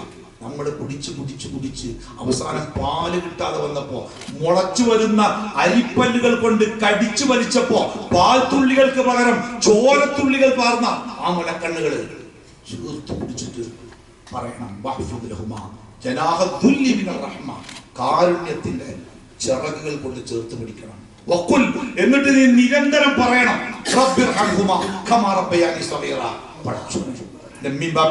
നോക്കിയ പോലെ അങ്ങനെ നോക്കാൻ 1000 ജന്മം കൊണ്ട് എനിക്ക് പറ്റൂല റബ്ബേ. എന്നോ പറ്റുമോ? നേരൊക്കെ ഇങ്ങനെ പൊന്തിച്ച് പിടിച്ചപ്പോഴേ നമ്മളെ തൊള്ളിന്ന് കേട്ടാൽ ഇങ്ങനെ ഒലിച്ച് ഉമ്മാന്റെ മൂന്നമക്ക് വീണപ്പോഴേ ഉമ്മ എന്താ പറഞ്ഞേ? എന്റെ കുട്ടിന്റെ തൊള്ളിന്ന് തേൻ ഒലിച്ചിട്ടുണ്ട്, തേന്. അതേ ഉമ്മ രോഗിയായി കിടന്നപ്പോ നമ്മൾ ഉമ്മാന്റെ മോറന്ന് പിടിച്ചപ്പോ ഉമ്മാന്റെ വായുന്ന ഒരു തുള്ളി ഉമിനീരായാലും ഇങ്ങനെ പിടിച്ചിട്ട് ഡെറ്റോളിന്റെ കുപ്പിന്റെ ഇറങ്ങി നടക്കൂല, അറുത്തിട്ട് അല്ലേ? അതിനെ പണ്ട് ഉമ്മ തേന് ഇറങ്ങിന്. അതാ പടച്ചോൻ പറഞ്ഞേ, പടച്ചോനെ ചെറുപ്പത്തിൽ പോലും നോക്കിയപ്പോൾ നോക്കാൻ എന്റെ ജന്മം കൊണ്ട് കഴിയില്ല, അതുകൊണ്ട് പടച്ചോനെ നോക്കണം കേട്ടോ അല്ലേ? അപ്പോ നമ്മൾക്ക് വേണ്ടി ജീവിച്ച നമ്മുടെ മാതാപിതാക്കൾ, നമ്മുടെ കുടുംബം, മക്കളും കൂടി ഉണ്ട്. അത് വലിയൊരു വിഷയമാണ്, എപ്പോഴേലും പിന്നെ പറയാം. നമ്മുടെ കുടുംബം, ആ കുടുംബത്തെ ചേർത്ത് നിർത്തുക. അതിനു മുമ്പായി നമുക്കൊരു ജീവിതത്തിൽ വേണ്ടതൊക്കെ തന്ന പടച്ച റബ്ബിനോട് നന്ദിയുള്ളവരാവുക. നമുക്ക് വേണ്ടി ജീവിച്ച നമ്മുടെ മാതാപിതാക്കളോട് നന്ദിയുള്ളവരാവുക. നമുക്ക് വേണ്ടി നമ്മുടെ മക്കളെ പെറ്റ് പോറ്റി വളർത്തിയ നമ്മുടെ ഭാര്യയോട് നന്ദിയുള്ളവരാവുക. നമുക്ക് വേണ്ടി പ്രാർത്ഥിക്കേണ്ട നമ്മുടെ മക്കളോട് നന്ദിയുള്ള രക്ഷിതാക്കളാവുക. അള്ളാഹുവിന്റെ പ്രവാചകൻ പറഞ്ഞത് ഒരു മനുഷ്യനുണ്ടാവേണ്ട ഏറ്റവും പ്രധാനപ്പെട്ട ഒരു സൗഭാഗ്യതാരങ്ങൾ ലിസാനൻ ദാക്കിറൻ, അള്ളാഹനെ ഓർക്കുന്ന ഒരു നാവ്, വഖൽബൻ ഷാക്കിറൻ, നന്ദിയുള്ള ഒരു ഹൃദയം. ഇതൊരു മനുഷ്യന്റെ സൗഭാഗ്യങ്ങളിൽപ്പെട്ടതാണ്. അള്ളാഹു നമ്മളെ എല്ലാവരെയും അനുഗ്രഹിക്കുമാറാവട്ടെ. സമയം ഇത്തിരി ദീർഘിച്ചു പോയി. ഇൻഷാ അല്ലാഹ് ഈ പാതിരാത്രിയിൽ അള്ളാഹുവിന്റെ ദീന് കേട്ടതും പറഞ്ഞതുമൊക്കെ അള്ളാഹു സ്വാലിഹായ അമലായി സ്വീകരിക്കുമാറാവട്ടെ. ജീവിതത്തെ സംഭവിച്ചു പോയ തെറ്റുകുറ്റങ്ങളൊക്കെ റബ്ബുൽ ഇസ്സത്ത് വിട്ടുപുറത്ത് മാപ്പാക്കി തരുമാറാവട്ടെ. വാക്കിലോ പ്രവൃത്തിയിലോ ജീവിതത്തിലോ ഉണ്ടായ അബദ്ധങ്ങളൊക്കെ അള്ളാഹു നമുക്ക് വിട്ടുപുറത്ത് മാപ്പ് നൽകുമാറാവട്ടെ. നമ്മുടെ മാതാപിതാക്കളെ പൊന്നുപോലെ നോക്കുന്ന മക്കളാവാൻ അള്ളാഹു നമുക്ക് ഭാഗ്യം നൽകുമാറാവട്ടെ. അവരോട് എന്തെങ്കിലും വാക്കിലോ പ്രവൃത്തിയിലോ വന്നുപോയിട്ടുണ്ടെങ്കിൽ പടച്ചറബ് മാപ്പ് നൽകുമാറാവട്ടെ. നമ്മുടെ മാതാപിതാക്കൾ മരണപ്പെട്ടു പോയിട്ടുണ്ടെങ്കിൽ അള്ളാഹു സുബ്ഹാനഹു വ തആല ആ മാതാപിതാക്കൾക്ക് മഗ്ഫിറത്തും റഹ്മത്തും പ്രദാനം ചെയ്യട്ടെ. ജന്നാത്തുൽ ഫിർദൗസിൽ അള്ളാഹു നമ്മളെ എല്ലാവരെയും ഒരുമിച്ച് നിർത്തുമാറാവട്ടെ. നമ്മുടെ കുടുംബത്തെ അള്ളാഹു സ്വർഗത്തിൽ ഒരുമിച്ച് കൂടുന്ന കുടുംബമായി അള്ളാഹു മാറ്റി തരുമാറാവട്ടെ. മാരകമായ രോഗങ്ങളിൽ നിന്ന് അള്ളാഹു നമ്മളെ കാത്തുരക്ഷിക്കുമാറാവട്ടെ.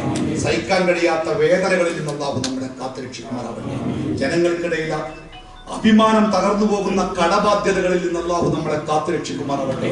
തൗബ ചെയ്യാൻ പോലും സമയം കിട്ടാത്ത പെട്ടെന്നുള്ള മരണങ്ങളിൽ നിന്ന് അള്ളാഹു നമ്മളെ കാത്തുരക്ഷിക്കുമാറാവട്ടെ. എവിടെ വെച്ച് എപ്പോ എങ്ങനെ മരണപ്പെട്ടാലും ലാ ഇലാഹ ഇല്ലല്ലാഹ് ചൊല്ലി മരിക്കാൻ അള്ളാഹു നമുക്ക് അവസരം നൽകുമാറാവട്ടെ. അല്ലാഹുമ്മ റബ്ബനാ ആതിനാ ഫിദ്ദുനിയ ഹസന വഫിൽ ആഖിറതി ഹസനതൻ വഖിനാ അദാബന്നാർ വസല്ലല്ലാഹു അലാ മുഹമ്മദിൻ വഅലാ ആലിഹി വസഹ്ബിഹി അജ്മഈൻ. അൽഹംദുലില്ലാഹി റബ്ബിൽ ആലമീൻ. അസ്സലാമു അലൈക്കും വറഹ്മത്തുള്ളാഹി വബറകാതുഹു.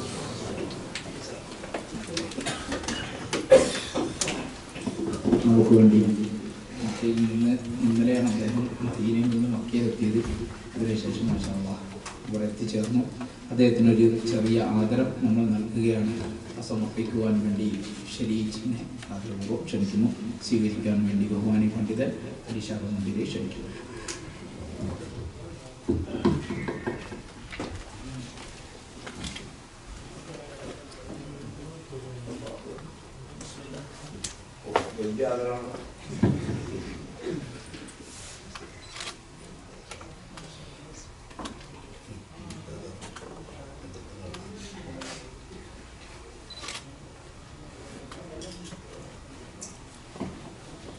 നമ്മുടെ ഈ സന്ദർഭം അള്ളാഹുവിൻ്റെ മഹത്തായ ഒരു ബർക്കത്തായി പരലോകത്ത് നമ്മളെല്ലാം രേഖപ്പെടുത്തുന്നതാകട്ടെ. നമ്മൾ പിരിക്കുകയാണ്. അതിനു മുമ്പ് നന്ദി സൂചിപ്പിക്കുവാൻ വേണ്ടി മുഹമ്മദ് സാഹിബിനെ ആദരപൂർവ്വം ക്ഷണിക്കുന്നു.